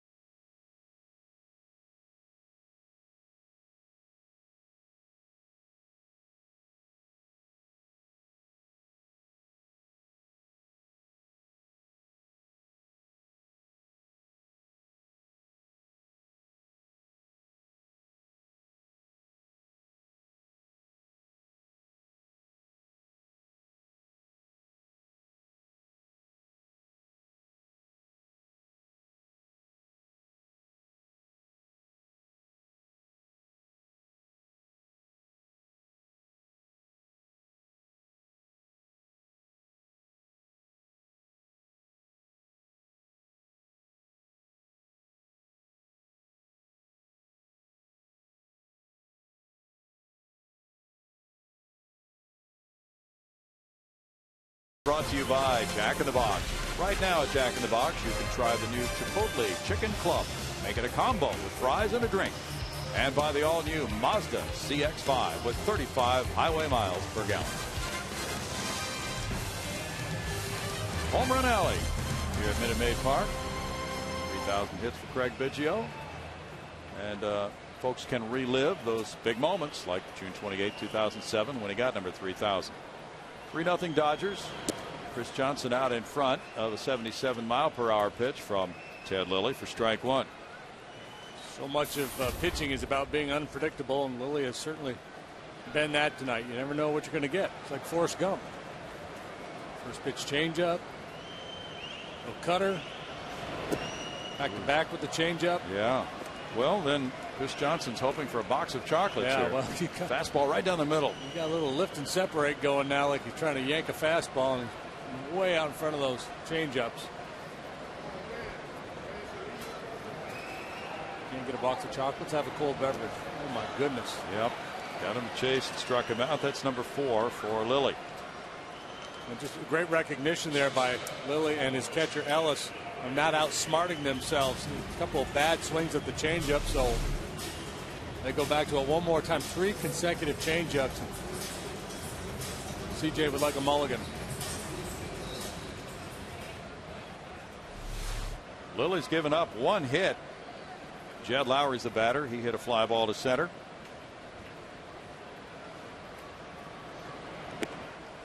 Big looping pitch is high for ball 1. Jed and his wife Melissa are sponsoring Jedi Warriors this year. He was visiting with fans during batting practice behind the cage. One Friday a month beginning tonight. They're hosting former military members from the Wounded Warrior Project to take on an Astros game. Dodger Stadium, the 50th anniversary. Dodger Stadium, for so long it was one of the newer ballparks, but not anymore. Jed to center field. Kemp is backing on it. And Kemp takes care of out number 2. Well, in 1962, the first year of the Colt 45s, and the first year of Dodger Stadium, the Astros were not in existence yet, but the Colt 45s went to Dodger Stadium and got a couple of big late season wins as the Dodgers were trying to make the playoffs. They were in that battle with the Giants, and on September 25th the Colt 45s won it 3-2 in the 10th on an Al Spangler homer, and then again a couple of days later they got a win 8-6 on a Roman Mejias homer off Sandy Koufax. Brian Bogusevic walked on 4 pitches earlier, and then you were talking about that I believe last night, JD. Then the Giants and Dodgers went into a best-of-3 playoff and the Giants won it. So the Colt 45s really dealt the Dodgers a couple of big setbacks late in that season.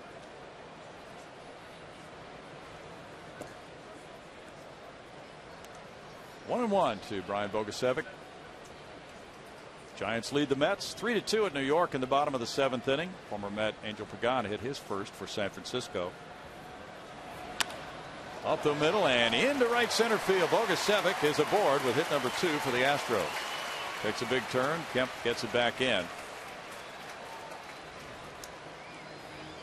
All right, folks. Flashback Friday tonight with the Colt 45 jerseys. Your next chance will be Friday, May 4th. The Cardinals are in town, and Le Grand Orange, Rusty Staub, will toss out the ceremonial first pitch. Astros will wear the 1960s shooting star uniform pictured there. Tickets available at Astros.com, so that should be a lot of fun. And we'll get a chance to visit with Rusty Staub, catch up with him, see what's going on in his world. Well, he does a lot of charity work. Chris Snyder is the batter. He fouled out to the catcher back in the 2nd inning, but has not been to Houston too often lately. There goes Bogusevic, and the throw from Ellis. Not in time to get him. Well, it's just a matter of time.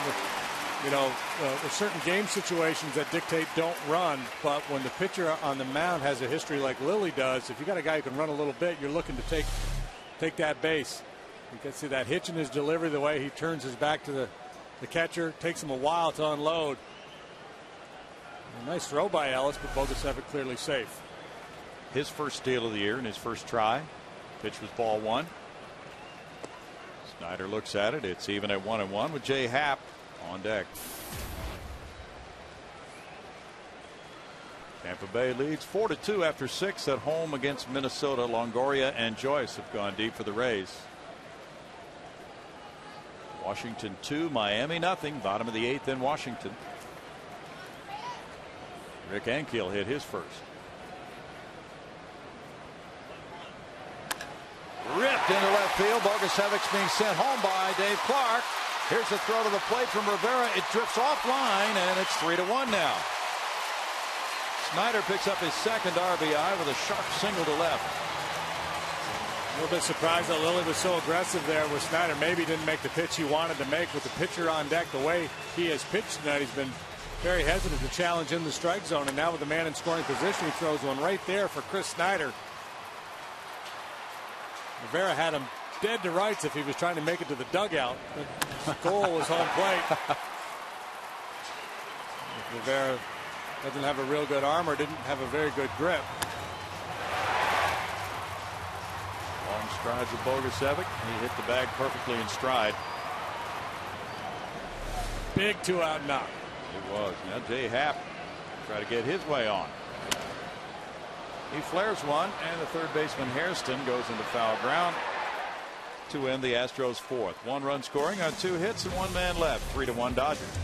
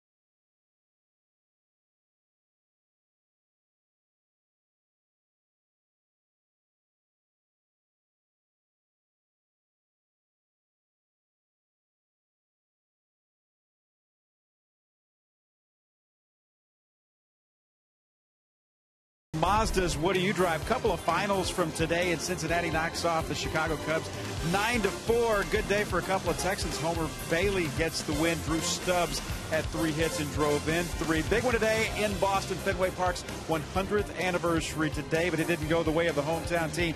New York Yankees win at 6-2. Chavez hit a couple of home runs. A-Rod moves into sole possession of 5th place on the all-time home runs list. He hit number 631. Next up, the Say Hey Kid at 660. Ivan Nova won his 15th consecutive regular season start. Clay Buchholz for the 2nd straight game gives up 4 runs in the first. That's the Mazda game break. Brownie, JD, back to you. Thank you, Kevin. Good Friday night here at Minute Maid Park. Normally there are fireworks after the game, but tonight because of weather that will not be the case. 3-1, the Dodgers lead it. Here's the 5th inning. And Matt Kemp. There he goes, looking the other way again. He has a homer, which drove in 2 in the first, and a walk. Kemp also has a consecutive game playing streak. This is number 379 in a row since the last one he missed, August 18th, 2009. He taps this one, and here's Chris Johnson coming in, barehanding and throwing late. Infield hit for Kemp. Early in the ball game, we had Larry Durker on with us, and we were talking about Kemp and his athleticism and who he might remind us of. We talked about Mantle, and it's kind of like a Mantle-esque game so far. The home run and now an infield hit because of the wheel. It doesn't run like Mantle. Mantle was a speed demon, but Kemp runs very well. There you see it. And all those hitters, they run a little bit better when they sniff a hit too.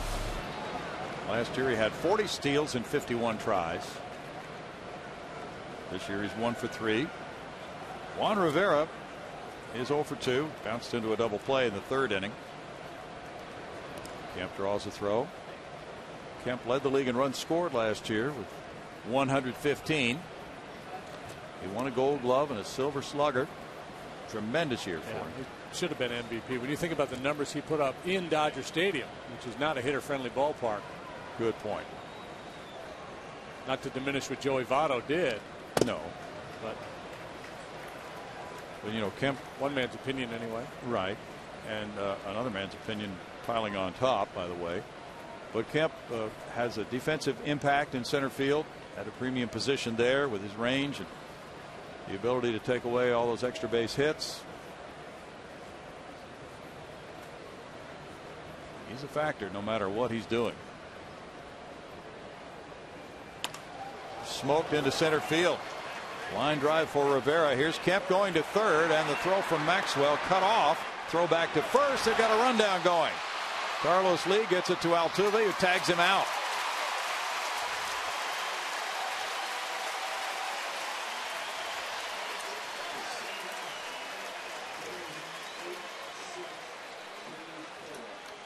.8634 to mark your scorebook. Good base running by Kemp going 1st and 3rd. Justin Maxwell had arm surgery last year. Doesn't throw all that well, so good aggressive base running by Kemp and not so much by Rivera. An aggressive turnaround first, and he gets caught. Well executed though by the Astros. The key here for Maxwell: get it in a hurry and be accurate with your throw, and he was. And Lowry knew exactly where he wanted to go with the ball. Watch Rivera though. If he could stay in this rundown a little bit longer, there's nobody home to cover first base. And likely he would have been able to outrun Altuve there. Infield in for Ethier, who fouls it for strike 1. Here's that RBI graphic we were talking about earlier. 18 plus RBIs through the first 13 games since 1921. Ethier and Kemp right there with A-Rod and Edgar Martinez, one behind Vern Stevens and Ted Williams. Ethier looks at a ball. Yeah, Kemp was just starting to eye the unoccupied home plate there when Rivera was tagged out in that rundown. If it had gone a couple throws longer, he might have tried to scamper home.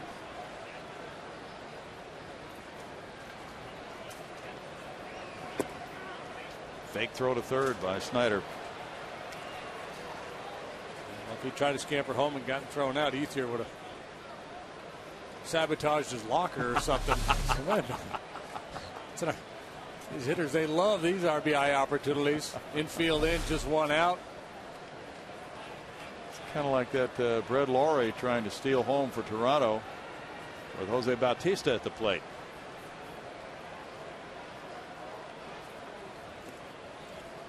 Snyder blocks it. It's 2 balls, 2 strikes to Ethier now. Yeah, well, having said that, if I'm Jay Happ, I don't give in to Ethier here. I try to prey on his greed to drive in that run. I'm thinking, he's off to a great start. He's seeing the ball well, driving in a lot of runs. He's got a man on 3rd base.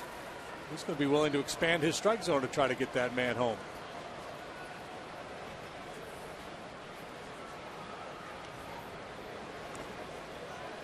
Foul ball. So much so that he took a half a swing and a ball at his elbow. Well, see, and the other part is if you end up walking him, well, you got the double play in order.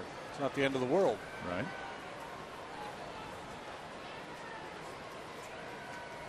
Ethier just turned 30 10 days ago. An Arizona Stater. 2nd round pick of Oakland in 03. Traded to the Dodgers for Milton Bradley. Ground ball short, runner coming to the plate. Here's Lowry's throw to Snyder, and Kemp is out.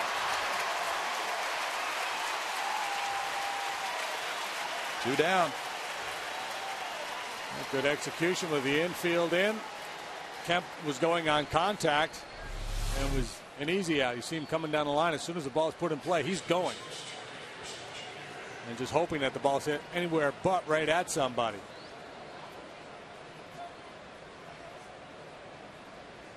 Lowry has had 2 good throws to retire base runners. You got Rivera as a part of that rundown, and now comes down Kemp at the plate. Yeah, you know, base runners are taught when they're going on contact to go and push ahead to try to score the run. But in a play like that, when it's right at the shortstop, I think you have to realize you're going to be an easy out of home. Try to stay in the rundown and allow that back runner to get into scoring position. And then you haven't lost all that much. Hairston looks at ball one. He's 0 for 2. Bagwell would have gotten in a rundown there. Yeah. He was a really smart base runner. Very good base runner. Kansas City 2, Toronto 1. They're in the top of the 5th at KC. Mike Moustakas hit his second home run.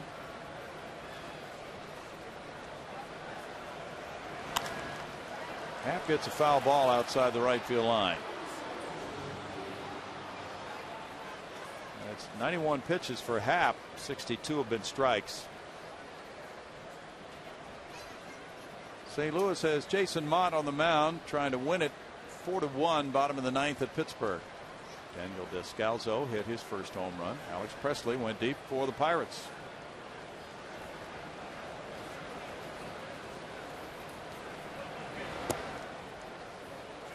Two balls and a strike to Hairston, who brings versatility to the Dodger club.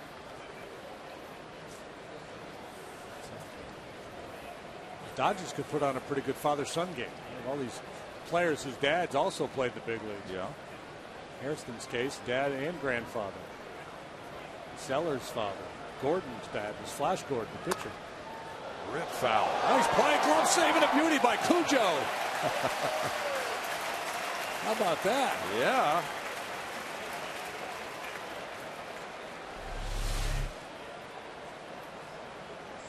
Look at that. See the glove come out of there? A hero. Somebody behind him would have gotten smoked had he not made that play. 2-2. Is that Mike McCroskey? It is Mike McCroskey. He sang the national anthem at the baseball dinner, and he's a Sabre member. Wow. He can do it all. Yeah. 3 balls, 2 strikes to Hairston. And again, the fan who makes a play with the glove always gets a louder ovation than the guy that makes a barehanded play. I'm not sure why. I'm just applauding his foresight and bringing his glove to the game. That's it. Planning. He planned for this one. Popped up, and now Carlos Lee looks at Snyder is calling. Snyder squeezes it. No runs, 2 hits, couple of men left, 1 man left on base. That guy made a great catch, and a couple of guys thrown out on the bases by Jed Lowry. And there's McCroskey with the big play of the inning.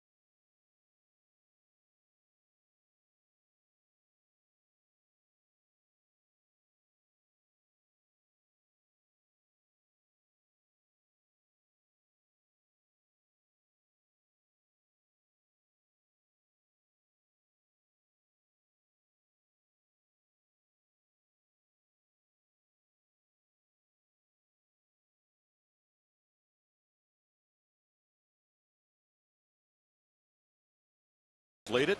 They have Ted Lilly on the mound. They've out hit the Astros 8-3, bottom of the 5th inning. Big curveball, strike one to Justin Maxwell, who's 0 for 2 in this game. Maxwell came up and delivered a pinch 2-run homer in the 8th inning here against Atlanta on April 9th.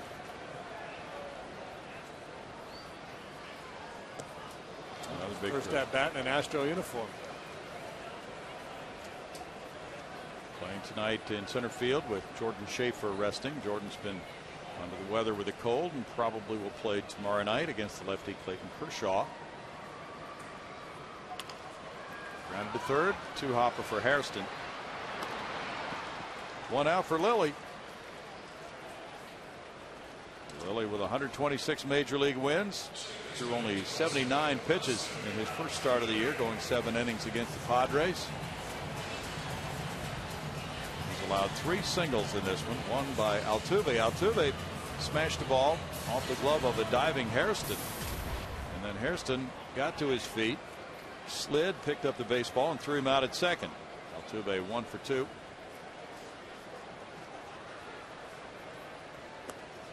Pretty good command of that breaking pitch tonight. He really has. This is just his second start of the year. 7 innings of 2-hit baseball, shutout baseball against the Padres in his first start. They allowed a run, but it was unearned. Check swing. DJ Rayburn with a call. It's 1-1 now. These Colt 45 uniforms were worn in 62, 63, and 64. Then the team was renamed the Astros in 65 when they moved into the Astrodome.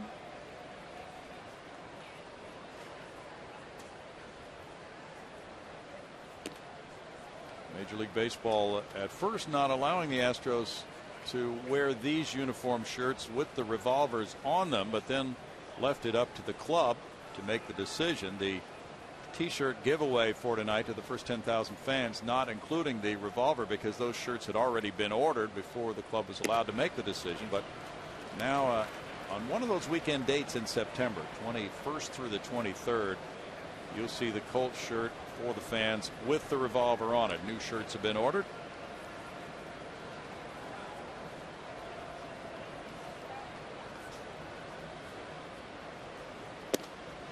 Upstairs, Altuve takes his 4th walk of the year. That's number 5 of the night for Lilly. It shouldn't be just a matter of not if but when Altuve tries to steal second base here. Altuve last year drew 5 walks and 221 at bats in the big leagues. He is 1 for 1 in steals. You have to be a little bit cautious because you're down 2 runs and the next 2 guys certainly capable of tying the ball game with 1 swing. Ryan Bogusevic stole second in the 4th inning, and he came around to score on a hit by Chris Snyder. A.J. Ellis has thrown out 3 of 10 attempting to steal. Martinez drew a 4-pitch walk in the 1st, and then he worked the count full before drawing his 2nd walk of the night in the 3rd inning.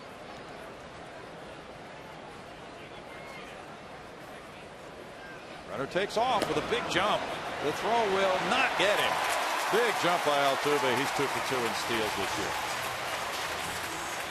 Wasn't a whole lot A.J. Ellis could do to make it. The scouting report steal. They know how slow Lilly is to home plate, so even though you've got the tying run in the batter's box, you're so confident that you're going to be able to steal that bag, you go ahead and run. So Altuve beat the law firm of Ellis and Ellis. A.J. throwing a mark. Steal that base. And the pitch was a strike to J.D.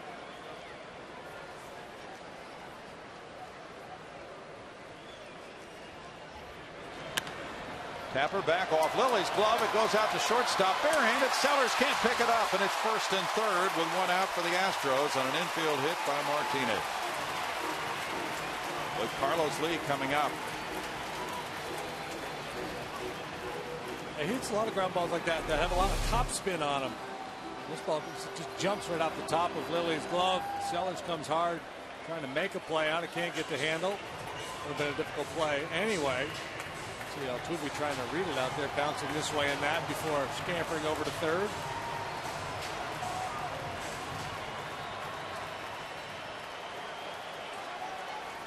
He could defend your point guard, couldn't he? Yeah, you bet he could.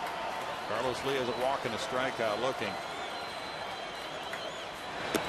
Oh, he chases. Carlos, when this game began, had the most consecutive plate appearances without striking out against any active pitcher.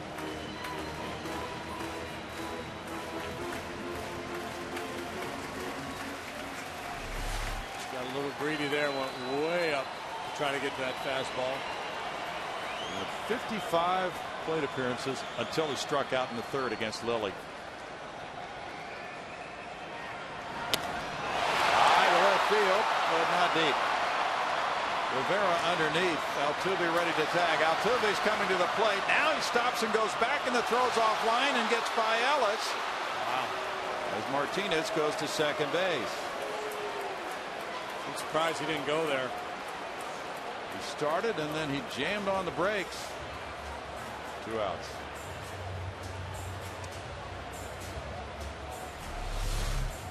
Rivera's made 2 wide throws in this game. I mean, Rivera well positioned behind that ball, had some momentum coming into the throw. But I thought it was deep enough to take a shot there, especially given how offline his previous throw was. But I don't know what the scouting report on Rivera is either. Not sure what made him stop. Chris Johnson will try to give the Astros a lift. Drive in runners at second and third to tie the game. He's 0 for 2. He was lunging at off-speed stuff last time. He picks a curve. The ball 1.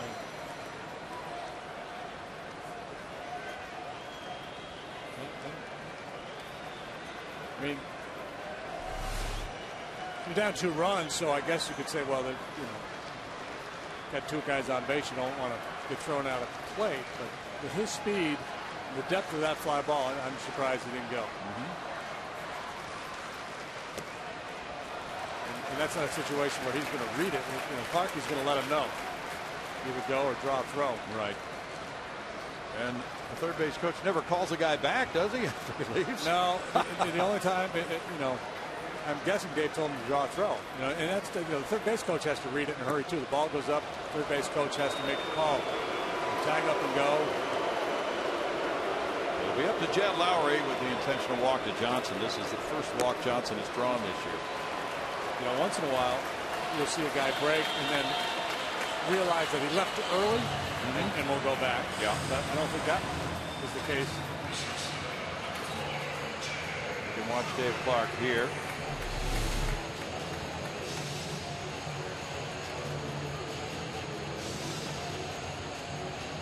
That may have been the strategy all along. Draw a throw.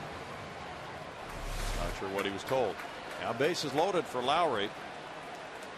The Astros have 2 hits and 15 at-bats with the bases loaded as a team. Lowry with 1 grand slam in his career. This is his better side as a switch hitter. He is 0 for 2 tonight. 2 fly balls to center.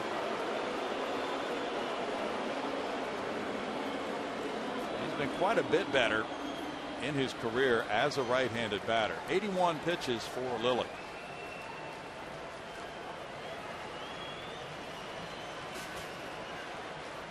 We've seen Lilly pitch a lot of games like this one, where he walks a lot of guys, doesn't give up a lot of hits, and is able to work his way out of jams. Absolutely. Just a good, smart veteran pitcher, and you go, well, he must have been wild with all those walks, but a lot of it is just an unwillingness to give in certain situations.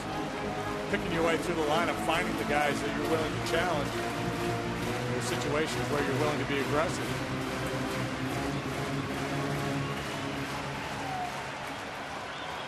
Astros got a big bases loaded 2-run single from pitcher Bud Norris last night in the 11-4 win at Washington.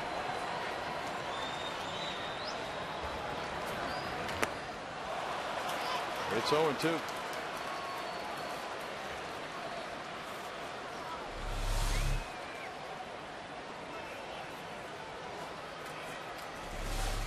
Bogasevic's on deck with the bases loaded here. He's gotten a lot of swings and misses on his soft stuff tonight. Curveball, the changeup.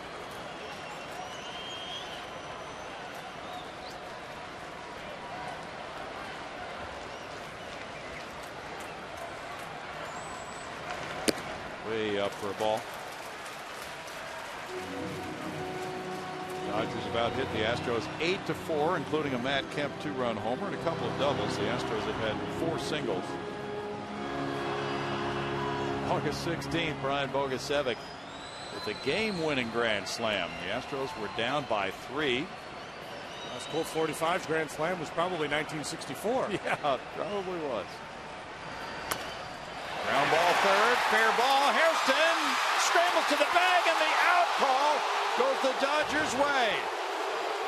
Martinez looking up after Alfonso Marquez gave the Dodgers an all-important out call at third on Martinez. Hairston scrambled for the base. What a close call, but was it the right call? JD thought no, and it's still 3-1 Dodgers.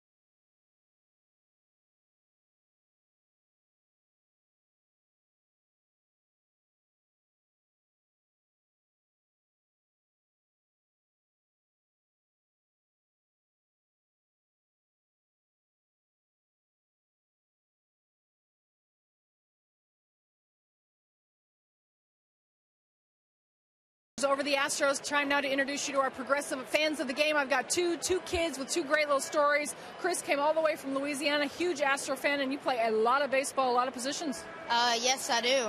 Go ahead, you want to name them? Shortstop, second base, pitcher, catcher, left field, right field, and center. All of those positions, all the way from Louisiana. And this is Aaron. Aaron's wearing his Colt 45 t-shirt. Turn around real quick. Dedicated Pops, 1926 to 2012. Tell us a little bit about that real quick.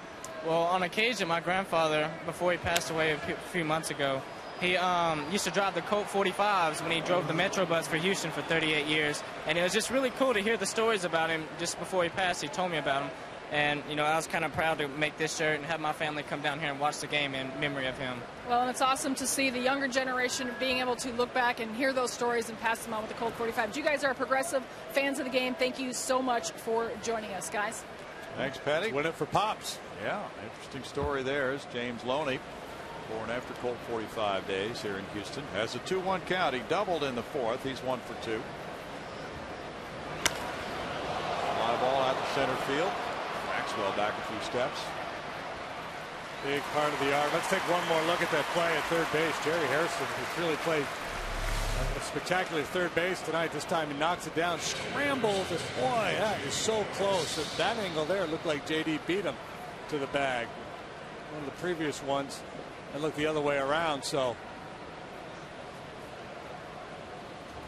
oh, so close. That was difficult call. Yeah, that's.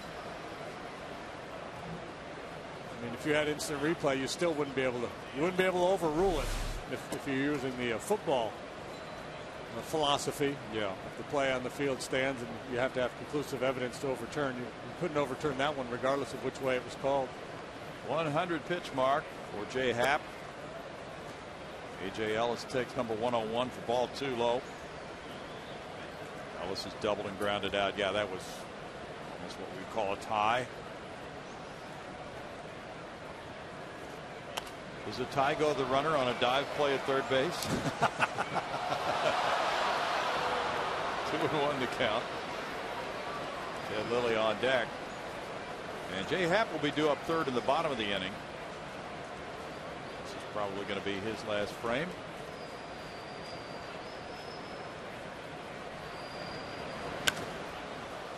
I know. Here's a rule change for you, Brownie. Okay. We'll use a possession arrow. And any call like that, it's so close, just whatever way the arrow is. Okay. It favors. Well, favors the Astros. He's safe. Better than flipping a coin. Bet it is. Supposed to get that call at home, aren't you? Isn't that the theory? No. Umpires don't go along with that. But scorecasting would argue that in all sports there's a bias towards the home team. True. Especially when there's a big raucous crowd, and it's not intentional, it's subconscious. Yeah. Doesn't that apply more to hockey and basketball? I think basketball, the closer the fan base is to the field of play. Yes. And again, the more raucous they are, they've done studies that indicate that the officiating tends to favor the home team. And it's not necessarily that the guy is thinking that way, the guy that's making the call. He just, it's human nature to be a pleaser. Yes. Especially when 18,000 people are screaming. Yeah. Are in close proximity, and some of them have had too much to drink. It's 3-1. Los Angeles and Houston playing, and the Astros are wearing their Colt 45 uniforms tonight on one of the flashback Fridays. Bill Brown, Jim DeShays, Patty Smith. Greg Lucas is away tonight doing some college baseball this weekend. And we're in the top of the 6th inning with 1 out. Jay Happ gets a jam shot foul there from A.J. Ellis. An interesting story, as J.D. mentioned earlier. A.J. 30 years old and has never had more than 108 major league at-bats in a season. He's played only sparingly, just over 200 at-bats in his career in the big leagues. An 18th round pick in 03, and yet this is his time to be a Dodger catcher. Doing well so far. And the appeal goes to first. He checked his swing. DJ Rayburn with a call that gives the Dodgers a 1-out walk. This date in Astros history is brought to you by the MD Anderson Cancer Center, making cancer history. April 20, 2005, Craig Biggio drives in his 1,000th run and steals his 399th base. And a 6-1 win over Ben Sheets and the Brewers. Ben Sheets never made it back, did he? No. Brandon Lyons warming up in the bullpen while Ted Lilly bats. Lilly has a walk and a strikeout. Yeah, that was Oakland, wasn't he? Early last year. Yeah, I don't know. He was so good with Milwaukee for those years, then got hurt. I don't know what he's doing now. Not that old. Have not heard. Still trying to pitch or not? Yeah. How about Roy Oswalt? Do you think he'll be pitching for anybody in the big leagues soon? I don't know how you define soon, but I would suspect at some point this year. Let's say before the All-Star break. I think he will be under contract before the All-Star break. I don't know if he'll be in a big league uniform yet. Okay. You think Lilly might stay in to bunt and then leave? That's a 3-1 lead. You're asking me a lot of questions here, forcing me to have opinions. I don't know if I'm comfortable putting myself out there. Well, it's unfair. How many pitches does he throw? We're going to check. I think he will bunt and stay in the game because the Astros are at the bottom of the order. Right. If he gets into trouble, Don Mattingly will get his bullpen cooking. Very good answer. And there's the Astros bullpen with Lyon. Lilly's thrown 85 pitches. Oh, he's good. Seems like more, doesn't it? With the 6 walks. He looks at that one for a ball. That makes it 3-1. He walked back in the 2nd inning.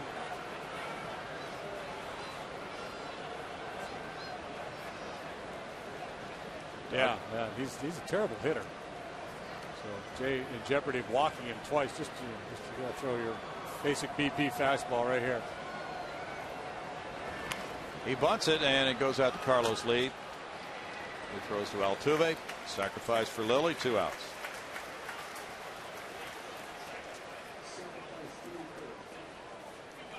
Now it's Justin Sellers.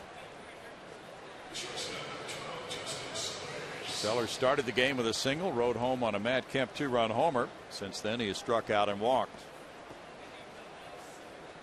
Talking about baseball history, in 1988 on this day, the Orioles lost their 14th consecutive game to start the season.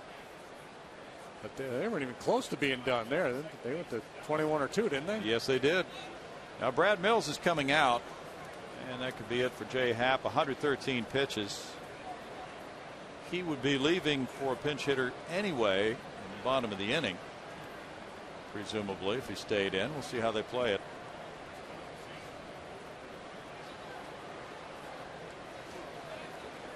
But he's staying in to face Sellers. That might be one of those situations in which he would only ask to be facing one more, Sellers, and then if he got on, maybe a pitching change is made. The Astros bullpen is in pretty good shape with rest. 113 pitches for Happ. Not sure what that meeting was all about. It looked like Millsy was talking to the infielders. Okay. Or maybe just a, a time to buy a little time for a line, and perhaps he said, hey, make sure you leave your feet on a ground ball to the infielders. Just a little baseball 101. Just a little reminder. Ball 1. He also may have said, don't give in. If you walk him, we'll just bring Brandon in to face the right-handed hitter behind you. I don't know. I don't know what he said. It's my job to speculate. It's what we do. Liner caught by Lowry. Didn't tell him to do that, but he got away with it. So Lowry, who was listening very intently to the instructions of Brad Mills, reacts quickly to this liner and keeps the score 3-1 Dodgers.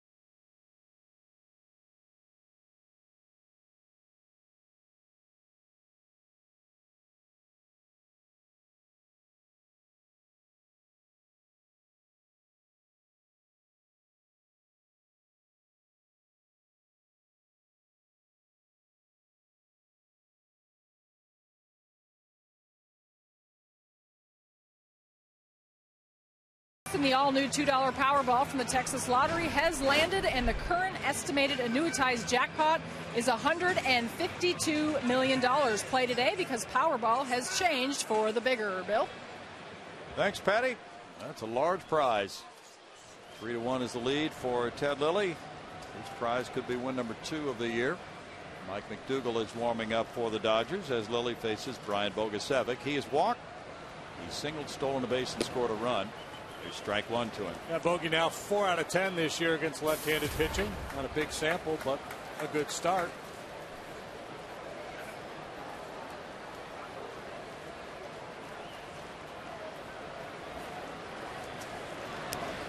Hit by that pitch, and that gives the Astros a lead-off base runner in the 6th inning. Both these clubs with reasons to be frustrated with all the men they've left on base.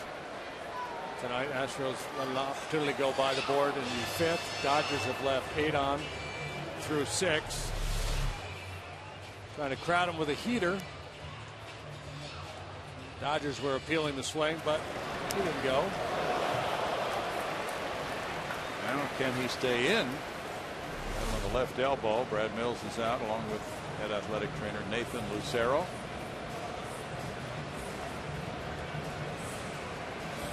Marwin Gonzalez comes out to the on-deck circle. The Dodgers have a new trainer, Sue Falsone. She's the first female head trainer in professional sports.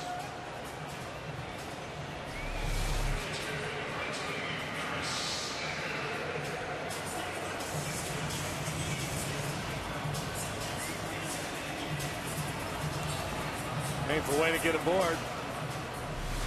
Bogasevic able to steal a base last time he was on.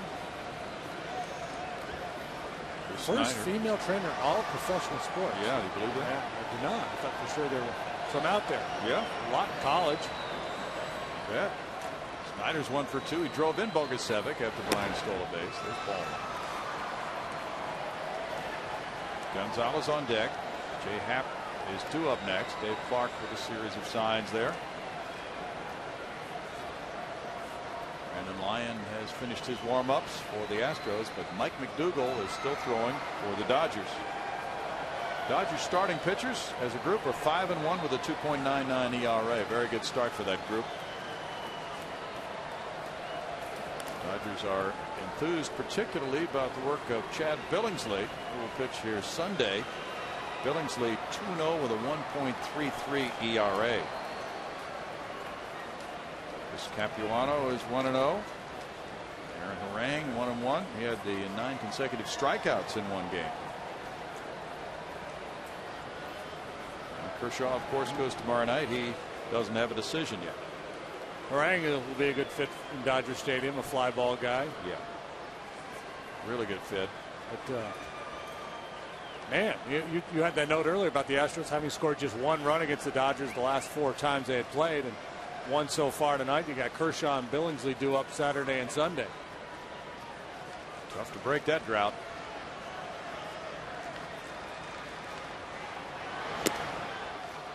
Snyder takes ball 2. 89 pitches for Lilly, 49 strikes. Good pitch coming here, Brownie. Snyder had a real good swing at Lilly last time. Solid RBI single to left. Now he's got a very favorable count. Lilly has not shown an inclination to give in, though, in these situations. Inside, and Snyder patiently works the count to 3-0. Does most of his work away soft, and then every now and then we'll kind of sneak a heater by inside, try to jam Snyder there, hoping to get a swing, but well off the plate, and Snyder able to lay off. McDougall working. Lilly was a 17-game winner in 08. That's his top victory season in the big leagues. Look at his year by year, though. I mean, every year it's 12, 14 wins. Yeah. 9 straight years in double figures in wins. There you have the last 5 of those.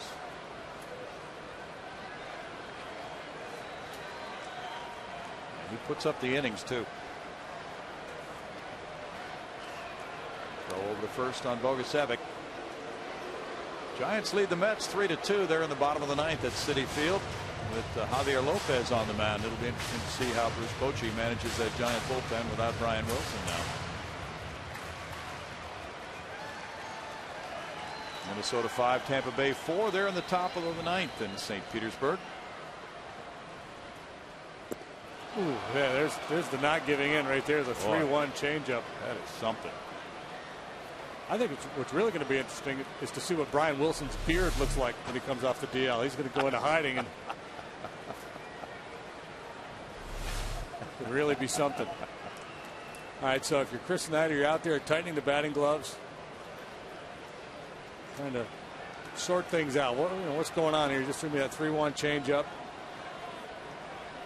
Well, you can't afford to think soft, but it wouldn't be surprising. It has to be. That's the thing. You can't sell out. Yeah, that's kind of Lilly's styles to pull the string.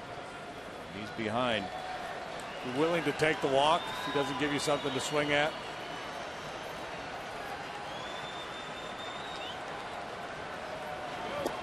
Swing and a miss. There's the throw on Bogusevic, and he is out. Wow. Double play. What a money pitch. He came back to the changeup, got the swing and miss. We talked about Lilly being easy to run on, but in this situation, a lot of times a base runner won't aggressively go for it. You know, he'll kind of wait. He's hoping on ball 4 or contact. The problem with that philosophy is if you don't get ball 4 and you don't get contact, this might be the result. The base runner tends to tell himself in these situations, well, don't get picked off, so you wait an extra beat before you go. Big strikeout. And the double play on the caught stealing. Now it's pinch hitter Marwin Gonzalez hitting .250 with 1 RBI. Batting for Jay Happ, who in 6 innings allowed 8 hits, 3 runs. Fly ball to left field. Pushes Rivera back. Rivera going deeper now. And in the 6th, it's no runs, no hits, and nobody left. 3-1 Dodgers.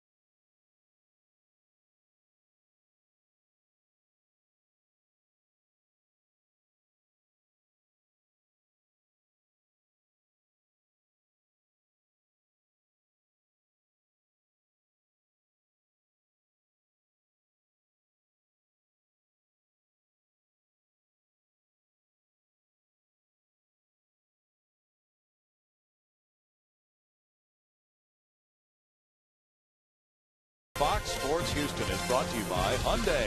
New Hyundai owners are talking about their cars in the booth. And by AT&T. Find out what's possible with products and services from AT&T. Rethink possible. Fans are watching there from a high vantage point looking down. Beautiful Minute Maid Park in downtown Houston. The roof is closed. We had a hard rain earlier today. They are out in looks like that Coca-Cola booth area out in center field. One of those high spots anyway. Looking down on Brandon Lyon, pitcher number 2 for the Astros. He's 0-1 with a 4.15 ERA. 1 walk, 3 strikeouts, and 4 1/3 innings. Well, Jay Happ tonight, clearly not as sharp as he was last time out against the Marlins, but he hung in there, and Astros still have a chance to come back and win this game. Jay pitched around a lot of traffic. And now Brandon Lyon gets a shot at this Dodger lineup, and he's got 2, 3, 4 due up. 2 is Mark Ellis. He's 1 for 3 with a run scored. Lyon delivers ball 1. Kemp and Rivera to follow Ellis.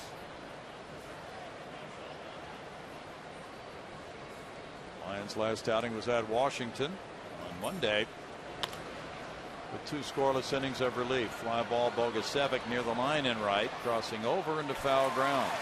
Altuve also went out. 1 out.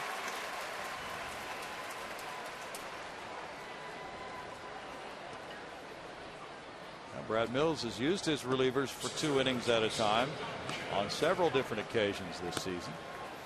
Matt Kemp ripped a 2-run homer in the first, walked in the third, got an infield hit to third in the 5th.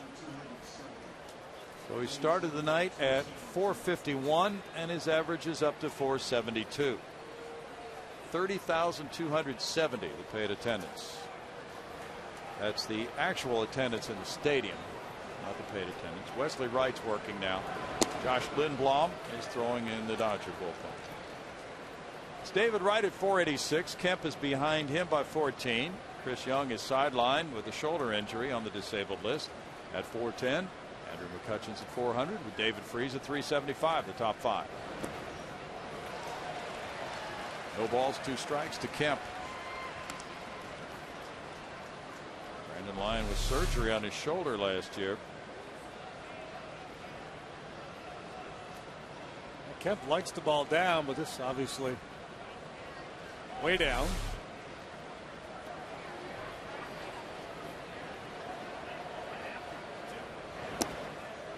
And he misses his mark a little bit, but that is a very good 0-2 pitch. Brandon probably didn't miss his mark, actually, JD. That's probably right where he wanted it. And Kemp 1 for 7 against him. Yeah, I think you just got to remember to do your work inside. Get it in there. Ball up the middle, and that's the 3rd hit of the night for Kemp. He's on for the 4th straight time in this game.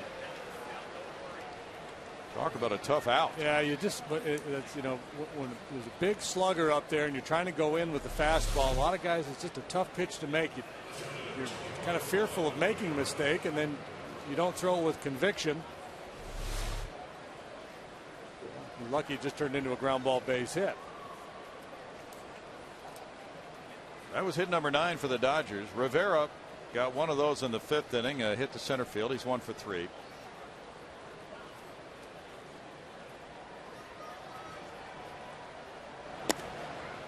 That's strike 1 call. The Astros have the top of the order due up in the bottom of the 7th inning. Maxwell, Altuve, and Martinez. Rivera clearly likes that bat. I mean, that thing's been around a while. Got a little Biggio going on with that bat and helmet. Covered in pine tar.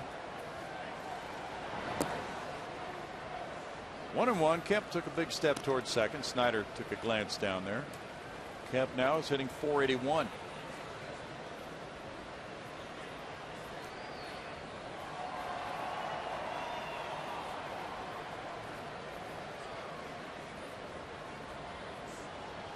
His OPS is over 1,400 for the season. Wilton Lopez is working now for Houston alongside Wesley Wright.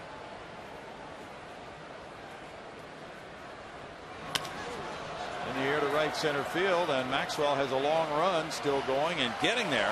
Bogusevic moves out of the way. Here's a play back at first from Altuve to Lee, and Kemp is able to just get back in there. Almost doubled off. Kemp is either very lucky or such a good base runner. He knew exactly how far he could go and still make it back. I'm going to go with the luck. He went a little too far, but was able to scramble back. 2 long throws back into first base, and he just beats it. He went around second base. If that ball drops, he's going to score if he gets out around second base anyway, but he went beyond the bag. Probably did not need to go that far. Put himself in jeopardy a little bit. So he's 2 or 3 steps by the base. Yeah. That's the retouch on the way back. That was very close. Now Brad Mills is out. A lefty hitting eighth, you're due up. Lefty pitching right is coming in. It's 3-1 Dodgers in the 7th.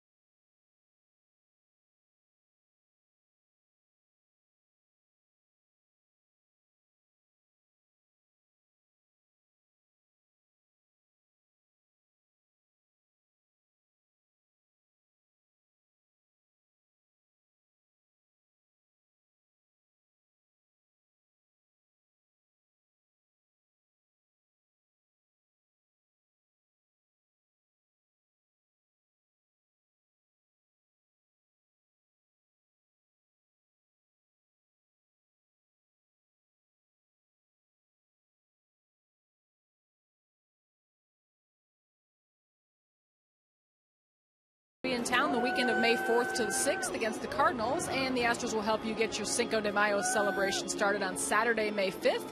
Head out to the ballpark early at 3 p.m. for the pregame Street Fest, and 10,000 fans at the gates will receive a Los Astros cap courtesy of Wells Fargo. Tickets at Astros.com or AstrosDayHouston.com. And also a little pre-birthday shout out to Olivia Robinson. She will be 18 on that day. She is the daughter of our producer, Wave Robinson. Guys? Yeah, that'll be a special day. Thank you, Patty. And also, fireworks now have been added after that game because they're not able to be displayed after this game tonight due to the roof being closed. So that's an additional bonus for those of you coming on Cinco de Mayo. Now, Wesley Wright is in, facing Andre Ethier. Ethier is 1 for 3 with an RBI. Kemp, the runner at first, 2 outs, a 3-1 Dodger lead in the 7th.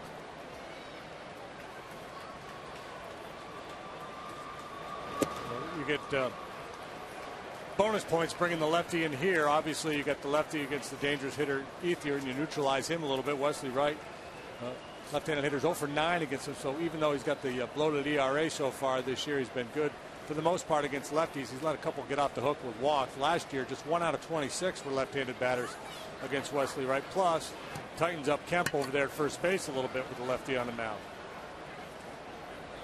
Kemp's been going back to the bag the last 2 pitches as Wesley's delivered the ball. 1-1.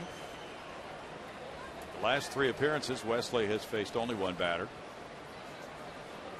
He walked lefty hitting Adam LaRoche, the only man he faced Wednesday night.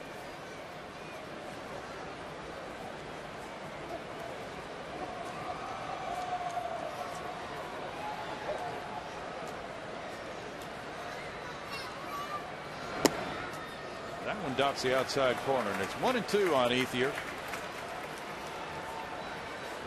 Los Angeles Angels of Anaheim have scored 2 in the bottom of the first. They're still batting, leading Baltimore 2-0. With Albert Pujols still home runless for this season. He almost hit one on last night, missed by a few inches. Those folks, yeah, we've seen them out at Brookwood. So people from the Brookwood community out in the Coca-Cola deck. Wesley Wright goes up to stop it and gets his man Ethier. Great play by Wesley Wright, getting very tall. It's no runs a hit, and the folks from Brookwood loved it up there on the Coca-Cola party deck. It's 3-1 Dodgers.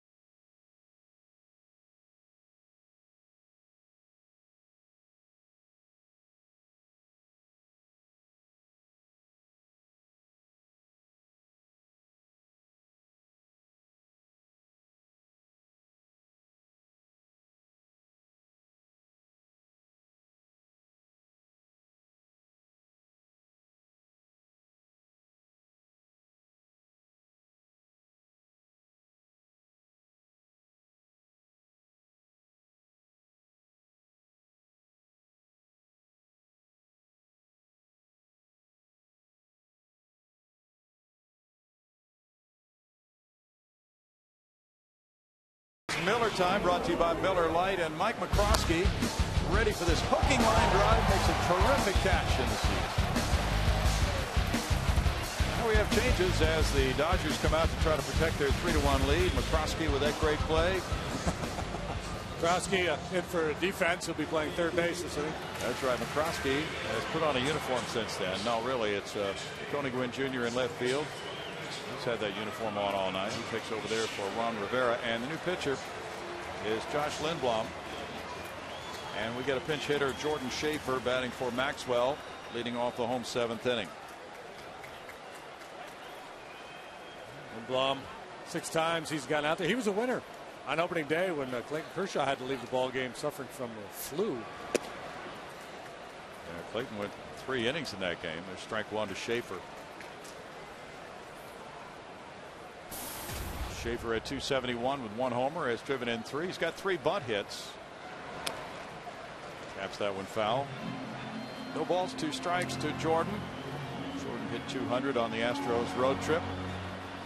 That doesn't tell the full story. Threw a number of walks. Played outstanding center field. He's done a real nice job, hitting 271 for the year. 386 on base percentage. And those walks speak to your point. Meanwhile, we look in from that Coca-Cola party deck out there. High atop center field. Like we're flying in on a paper airplane. It really is. Trying to hump up for a little extra, casting that fastball high. He's got a good heater, fastball, curve slider, and a changeup. Cut his fastball from time to time. He can reach mid-90s. He is from Lafayette, Indiana. Went to Purdue. That's lined into right field. That's in for a hit. A pinch single for Jordan Schaefer gets it started here in the Astros 7th inning. Astros pinch hitters have done a very nice job so far this year. That was a little bit of a hanging changeup from Lindblom. Schaefer stayed back nicely. Running away from him, but up.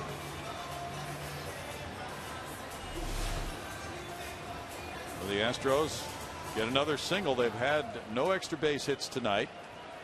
Altuve has one of those 5 singles. That was in the 3rd inning. He tried to stretch it to a double, but he was thrown out. He's also walked, and he's stolen a base. Double play depth for Sellers and Mark Ellis. Hairston's in tight at 3rd for Altuve with Martinez on deck. Schaefer is a threat to steal. He is 6 out of 8 in stolen bases.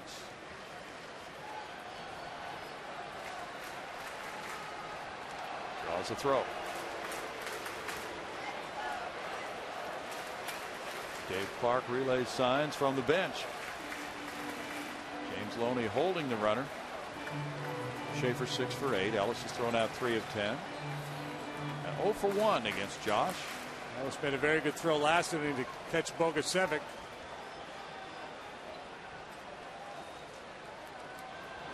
Kind of throw that may give you pause if you're thinking about trying to steal a base. And strike 1.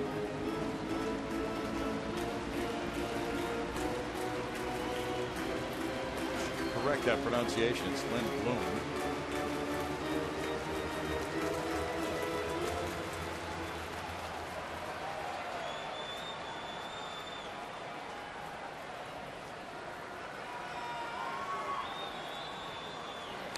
Quick throw to first again. They're really watching Schaefer very carefully.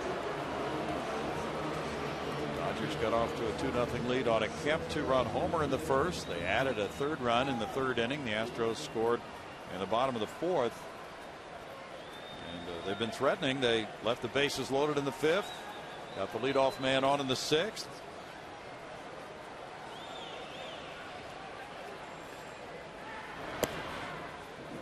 It's called a strike. 0-2. The Astros have had base runners in all 7 innings so far. Both clubs have stranded 8 runners. Colorado 3, Milwaukee 3. They're in the bottom of the 7th at Milwaukee. Todd Helton hit his 2nd.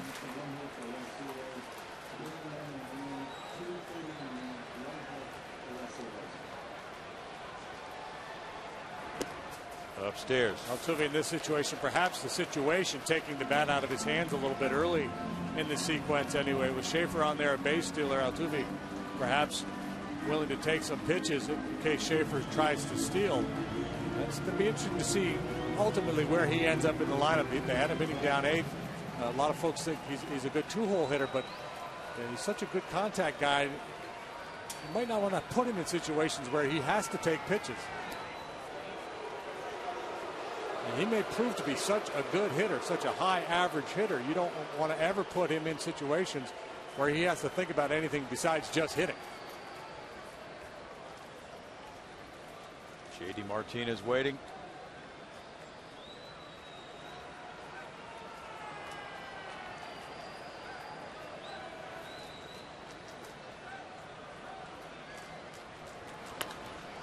Altuve pops it up, but it'll be back into the crowd. You know, he looks like the stereotypical 2-hole or 8-hole hitter. He looks like the little second baseman who's a good contact guy that you play hit and run with. He can drop a bunt down for you. But this is a guy that hit 389 in the minor leagues last year. He's hitting 354 right now. If he proves to be a guy who can hit for a very robust batting average, I think you just want him swinging the bat. He may ultimately be a 3-hole hitter. Well, yeah, Brad Mills said before the game tonight he had thought about leading him off tonight. Up the middle, Sellers there, steps on the bag and throws to complete the double play. 2 double plays in 2 innings for the Dodgers. Strikeout double play was huge in the 6th. Now this more garden variety 6-4-3 double play. A little cut fastball catches him out on the end of the bat. Soft little one hopper to Sellers. Turns it into an easy double play.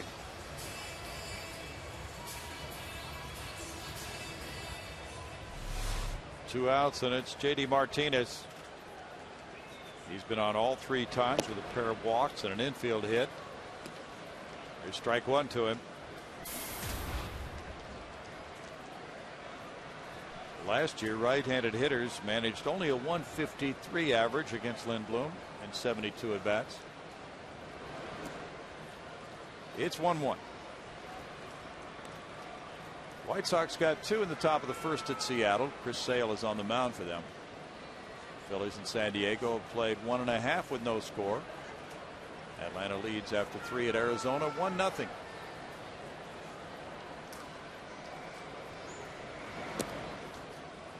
Two balls and a strike. Washington shut out Miami 2-0. Ross Detweiler the winner. He's 2-0. He beat Carlos Zambrano. Henry Rodriguez got save number 4. Rick Ankiel hit a homer. 2-2. Nationals are asserting themselves in the early going. Pitch, pitch, pitch. They do, don't they? 11-4 now. Astros AAA Oklahoma City club swept a doubleheader last night from Nashville. 4-3 and 4-2. They're now 11-4 to start the season. Jordan Lyles got the win in game 1. He's 3-0.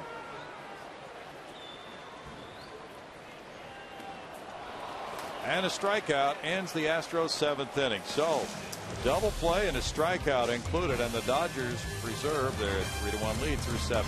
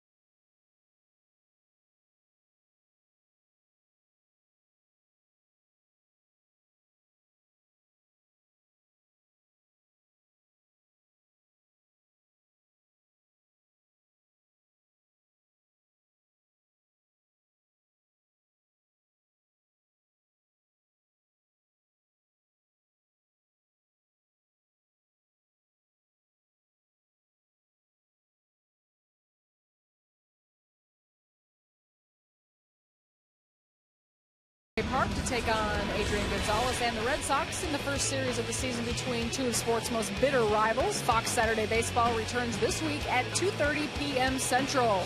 And then be sure to turn it over to Fox Sports Houston. Catch Game 2 of this series at 6 o'clock. Pregame at 5:30. Bill? Big weekend coming up. Thank you, Patty. Right here, it's 3-1. The Dodgers on the front end of the weekend have built their lead. They're coming up in the 8th inning. Jordan Schaefer stays in to play center field after getting the pinch single.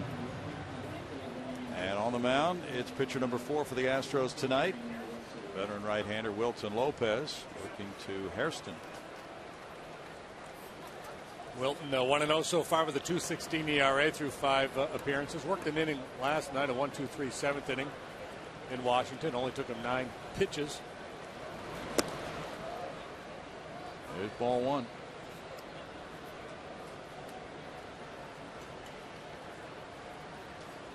Kenley Jansen's warming up in the Dodger bullpen.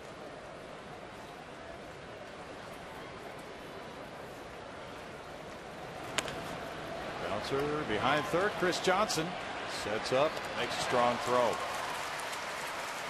Well played by Johnson for the first out. The Astros have Lee, Johnson, and Lowry due up in the bottom of the 8th inning. James Loney doubled to left center in the 4th. He's 1 for 3 tonight.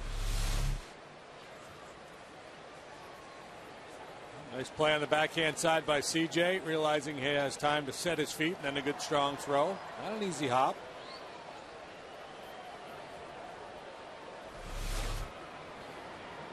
Loney, a first-round pick in 0-2 by the Dodgers. Looks at a pitch inside, ball 1. James, born in Houston, lives in Missouri City, went to Elkins High School where he hit .509 as a senior. He was the natural. 500, and he was a dominant pitcher too. I mean, the high school baseball in this area is really, really good. So to dominate like that is something else. Yeah. And he pitched here at Minute Maid Park in a playoff game.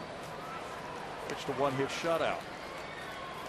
So you talked about him, how well he's done here in this ballpark, and that includes high school for James Loney. 27 years old, .288 lifetime major league hitter. Last year he drove in 65 runs.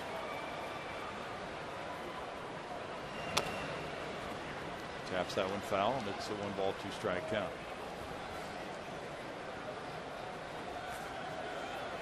Loney had back-to-back 90 RBI seasons in 08 and 09, then 88 runs batted in 10, so his production last year fell off quite a bit. There was some speculation that the Dodgers might non-tender him this past winter because of his struggles last year.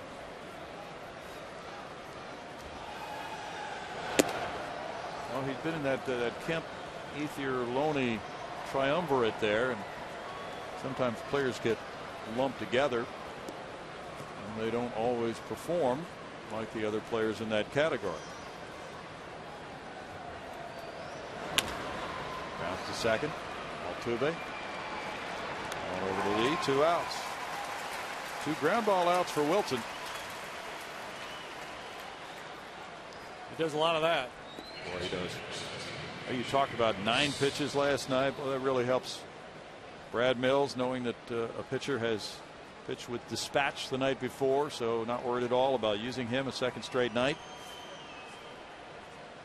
Now A.J. Ellis bats. He has been on twice with a double and a walk.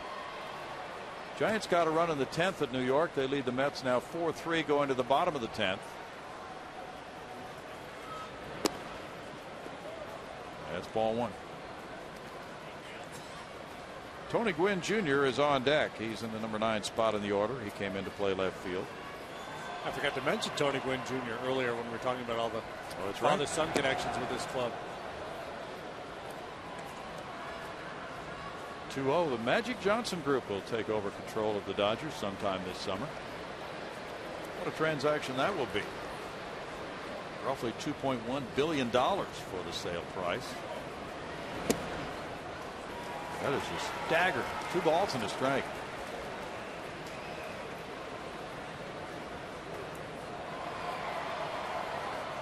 It's always nice to come back to beautiful Minute Maid Park.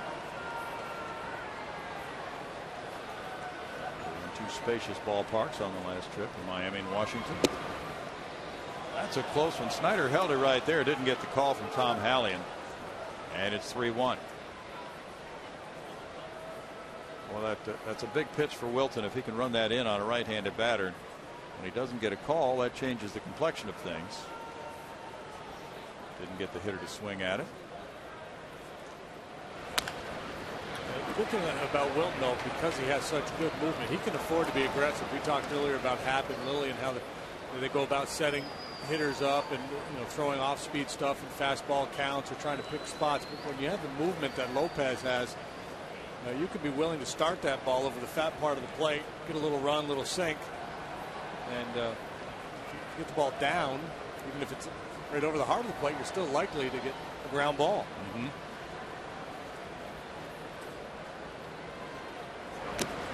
And he gets a foul tip strikeout to end it in the 8th inning. A nice frame for Wilton Lopez to keep the Dodgers at 3-1.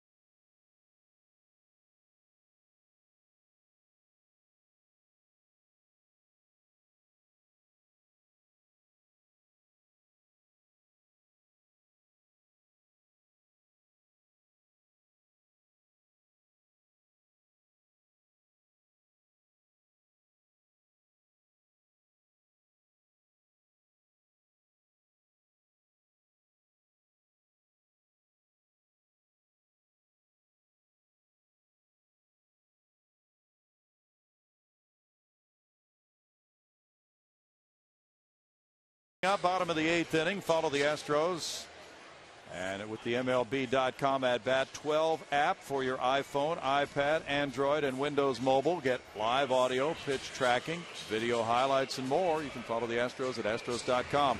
Text at bat to 31826 or visit Astros.com for details.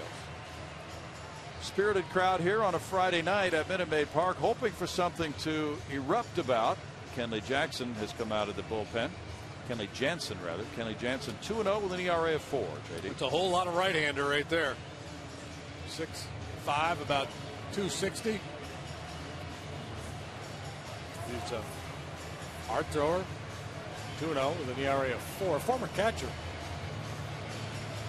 Converted to a pitcher from Curacao. He was the catcher for the Dutch national team in the World Baseball Classic a few years back.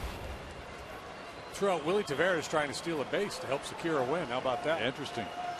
Carlos Lee comes up. He is 0 for 2 with a walk. That's ball 1 from Kenley Jansen. Ted Lilly, the starter for the Dodgers, went 6 innings. He allowed 4 hits, 1 run, walked 6 and fanned 5. Kind of an unusual pitching line, but he's in line for win number 2 of this season. Josh Lindblom had 1 inning, allowed 1 hit, no runs, with no walks and a strikeout. And now it's Jansen. Javi Guerra is the closer.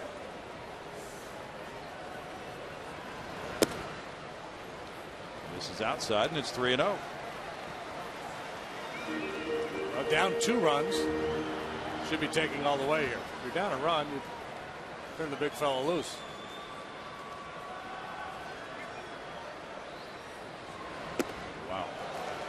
He takes a 4-pitch walk. Jansen all over the place. Walk number 7 for Dodger pitching tonight, and also a hit batsman. Jansen only walked 2 in the 9 previous innings this year. Last year he worked 51 times for the Dodgers, 53 2/3 innings. Walked 26, punched out 96. That's not a typo. No, that's a huge strikeout number. Not a typo. That really is. Well, this year opposing hitters are hitting 156 against him. Last year they hit 159 against him. Strikeout rate of 16.10 per 9 innings last year. That's a record pace, JD. We used to get excited about Wags when he was, what, 13, 14 per 9. Right. Chris Johnson's 0 for 2 with a walk. The walk is intentional. There's strike 1. Would you say if they took one of those player surveys and the question was which pitcher is the least likely to get charged on the mound, I think Kenley Jansen would get a lot of votes. He'd certainly be up there very high. You're right. Jonathan Broxton would have to be in that group. Yeah, when they had both those guys in the bullpen, it felt like you were playing the Packers, not the Dodgers. Fastball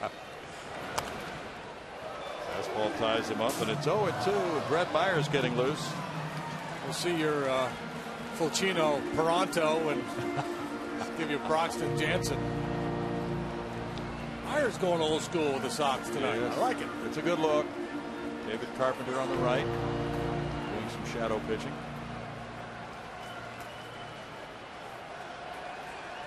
0-2 for Johnson.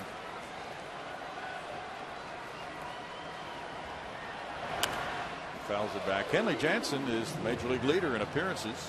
This is number 9 already. And those 14 strikeouts rank him in second place among major league relievers in the early going.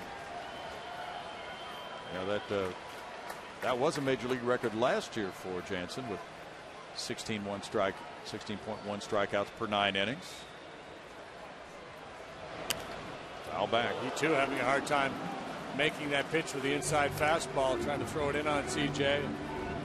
Threw a little cutter out over the plate. We talked about Lopez's ability to throw it over the fat part of the plate because of his movement. Jansen can afford to make some mistakes because he throws so hard.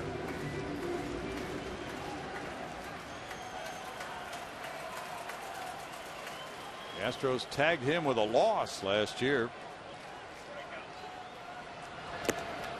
He gets a strikeout, out number 1. And Jed Lowry will follow. Strikeout number 7 for Dodger pitching.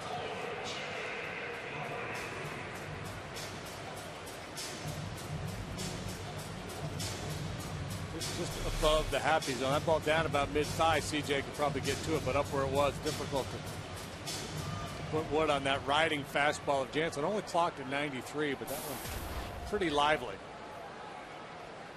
Lowry 0 for 3 tonight.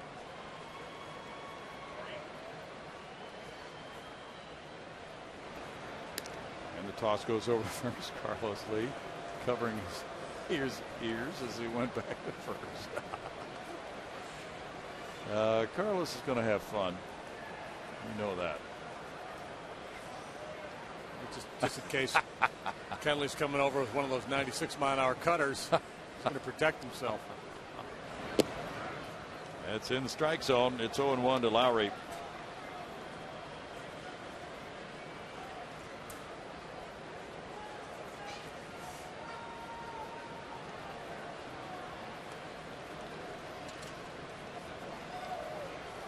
Brian Bogusevic is on deck with the Astros trailing by 2. And that one is a strike call to make it 0-2.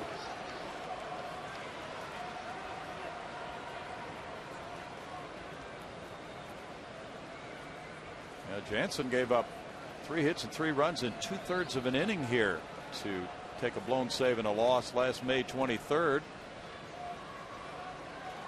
Michael Bourne had a 2-run double off him. Hunter Pence had the game winner. He gets a strikeout. He's got that little cutter thing going on, like Mariano Rivera almost. Yeah. We were told he throws that a lot.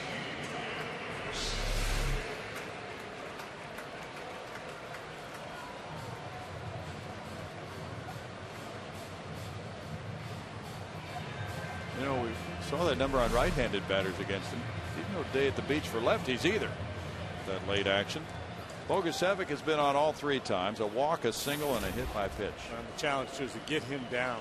Get the ball down a little bit where you can get the barrel on it, do something with it. Just hard to be quick enough to get on top of it. High riding fastball. Saw it with CJ and again with Lowry. Ball 1. In the Dodger 9th, it'll be Gwynn, Sellers, and Ellis due up.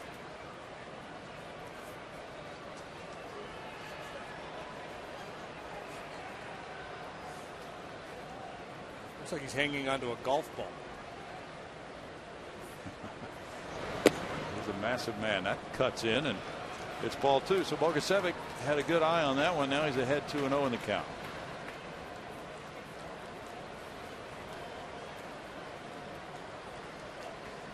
The Astros have been out hit 9-5, and the game started with a Matt Kemp first inning homer, a 2-run shot.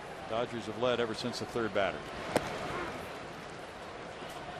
A little bit off to get that one in there. Would have been a good one to take a whack at. 2-1 to Bogey.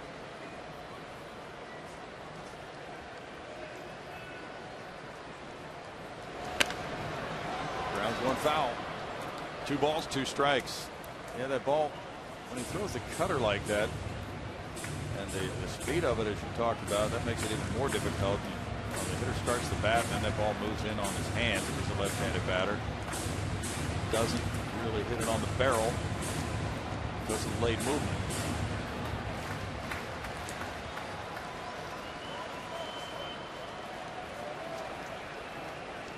Colorado's batting in the 9th, tied 3-3 at Milwaukee. Strike 3. Jansen, after a leadoff walk, strikes out the side. We go to the 9th inning, and it's 3-1 Dodgers.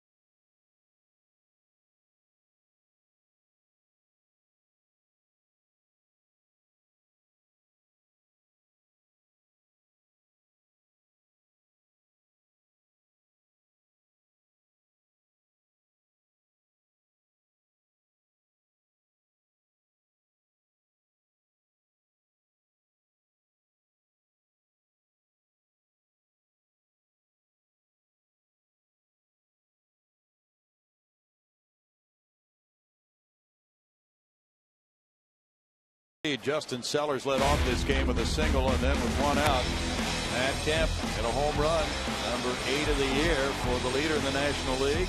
It was 2-0 very quickly. Andre Ethier came up with a base hit in the 3rd inning. That made it a 3-0 lead.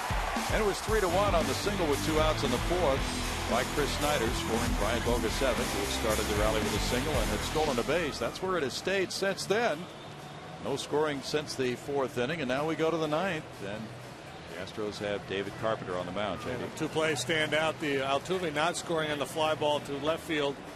He opted not to go in the 5th, and then the play Hairston made to force JD Martinez at 3rd to end that inning with the bases loaded. A bang play that could have gone either way. So unless the Astros mount a rally in the bottom of the 9th, the Kemp home run, the difference maker in this game.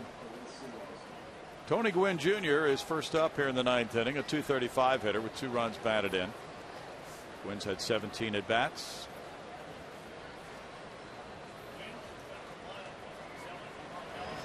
Carpenter moves it away from him. There's ball one after a hitless 8th inning by Wilton Lopez with 1 strikeout. Chris Johnson's on the grass at third. Gwynn's a good bunter. Carlos Lee shortened up. Now 2-0 for Carpenter. The Astros have Snyder and then the pitcher spot and Schaefer due up in the bottom of the 9th. I'd be willing to channel one right here, throw right down the middle to get back into the count. Gwynn's not a home run hitter, can't afford to walk him because he's a base stealer. 2-1 now to Gwynn. Only 29 years old, born in Long Beach, California, went to San Diego State, where his dad was coaching. He had 312 at bats for the Dodgers last year. A lot of playing time for an outfielder with 2 homers and 22 runs batted in. 2-2. Tony was drafted in the 2nd round in 2003 by Milwaukee. Dodgers signed him as a free agent prior to last year.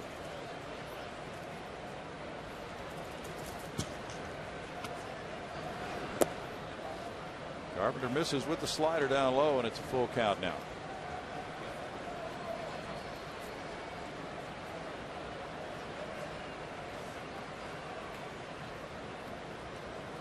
David pitched a scoreless inning last night in the 11-4 Astros win at Washington.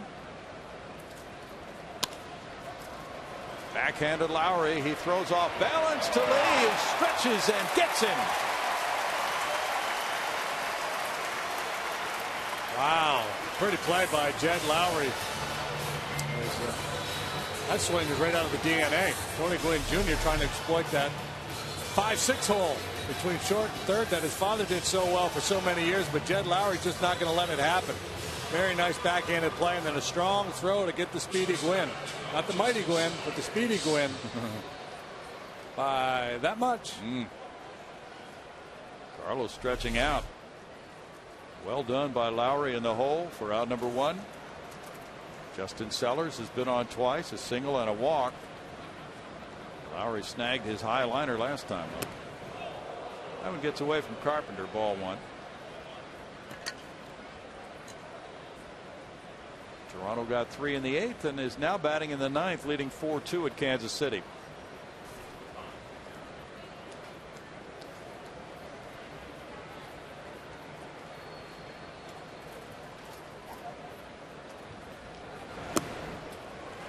One ball and 1 strike for Carpenter. He's pitcher number 5 for the Astros tonight. It's Clayton Kershaw and Kyle Weiland here tomorrow night. A 6:05 start. What did Weiland do? Who'd he annoy? Didn't he get Strasburg in his last start? Yeah, now he gets Kershaw. In a bad spot in that rotation, isn't he? Golly. File a grievance. 2-1. Great to see Hall of Famer Monty Irvin out tonight. There's Kyle, and Kershaw his mound opponent tomorrow night. 5:30 airtime on FS Houston. Sunday it's 12:30 for Billingsley and Wandy. Now 3 balls and a strike. Yeah, Monty Irvin was out to celebrate Jackie Robinson Day here. I got Monty Irvin's autograph at the Hall of Fame. Oh, years really? and years and years ago. Yeah. When I was a kid. Terrific person. That is a strike. That's 3-2. He's done so much for baseball. There was a special pregame reception. Justin Maxwell, Wesley Wright, Dave Clark, Bobby Meacham, Jimmy Wynn were here. Get together with the Texas Southern University debate team to speak about Jackie Robinson's immeasurable footprint.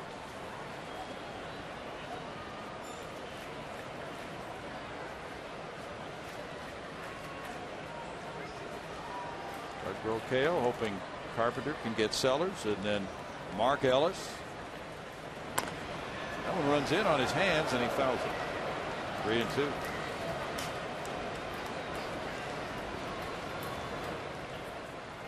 Well, the Astros have been in every game they've played this year. They're 5-8, but they've lost 4 in a row by 1 run. They're 2-4 in 1-run games this season. 0-2 in 2-run games. So 8 of the 13 have been decided by 1 or 2. Javi Guerra is warming up as the Dodgers lead by 2. Slider throws him. Sellers caught looking, 2 outs. Tom Hallion liked that pitch. Yeah, get after it, Tom.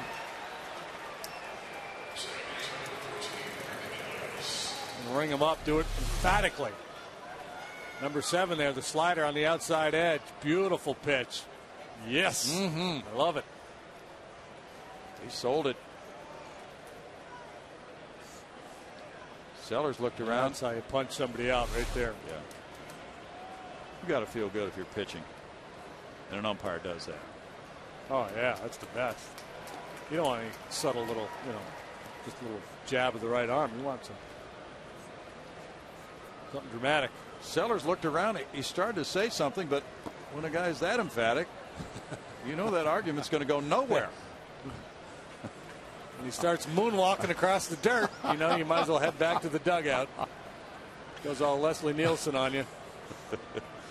Ellis Singleton scored in the 3rd. He's 1 for 4. Ground ball in the hole here. Lowry backhands that one. Throws again. And the tag by Carlos Lee gets him. 2 spectacular plays in the inning by Lowry and Lee. And we go to the bottom of the 9th with the Dodgers up 3-1.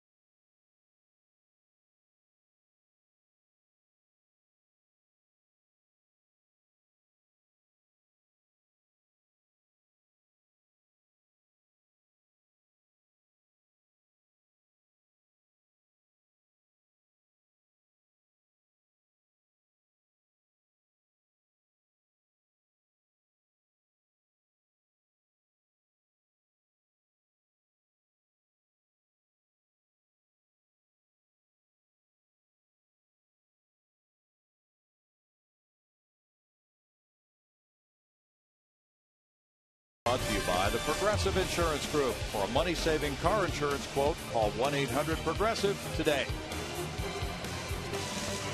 Well, the rain has moved through downtown Houston. Roof has been on all night after that heavy rain this afternoon. Now the Astros and their fans hoping it can rain some hits and runs in the bottom of the 9th inning. They trail 3-1. They got their run in the 4th. There has not been any scoring in this game since the 4th. The Matt Kemp 2-run homer in the 1st.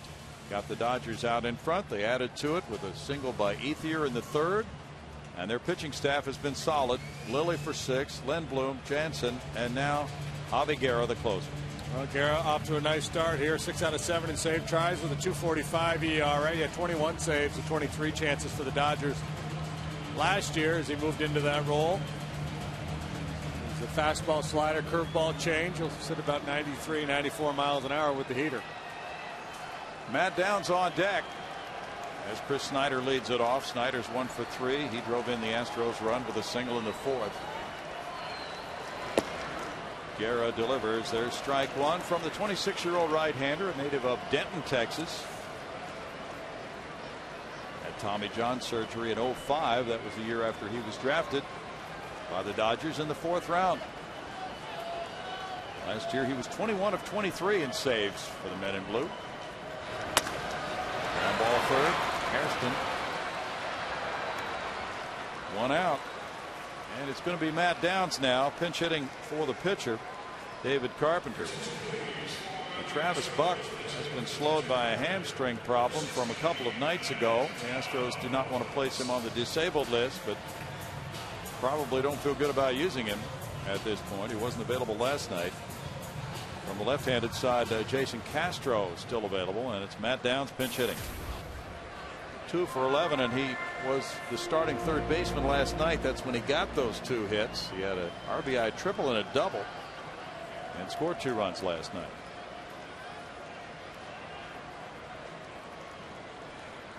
He was the top pinch hitter around in the National League last year. Guerra delivers strike 1.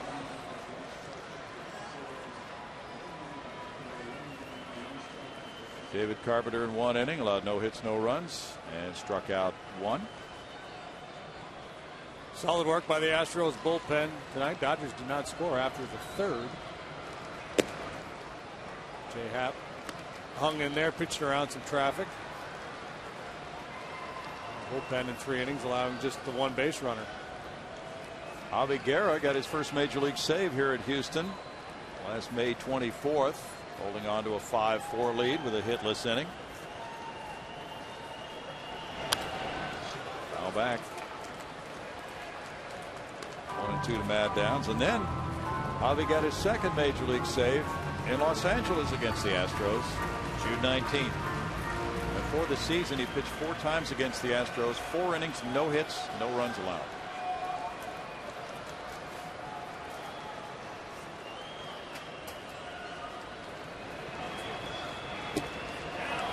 And he gets a strikeout on Downs, 2 outs. Big strikeout night for the Dodger pitching staff. That's number 10.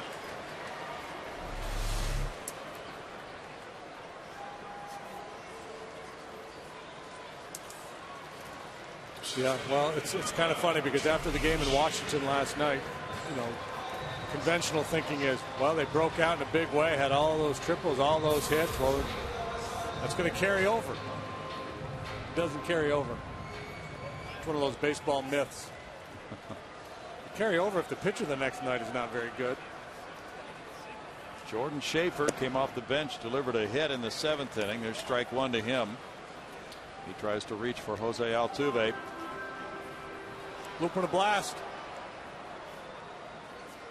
Better yet, a bloop and a blast. That would work. With J.D. Martinez providing the blast.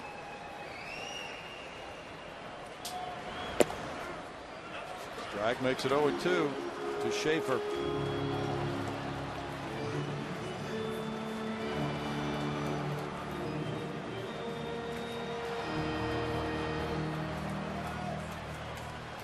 Astros were 3-3 at home to open the season before they went on this road trip, which ended last night. 1-2.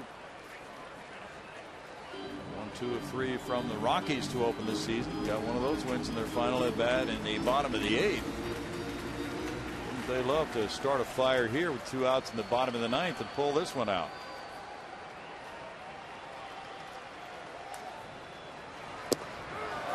But it's strike 3, and the Dodger pitching overcomes the Astros. 3-1 the final tonight as Ted Lilly goes to 2-0, beating Jay Happ, who's 1-1.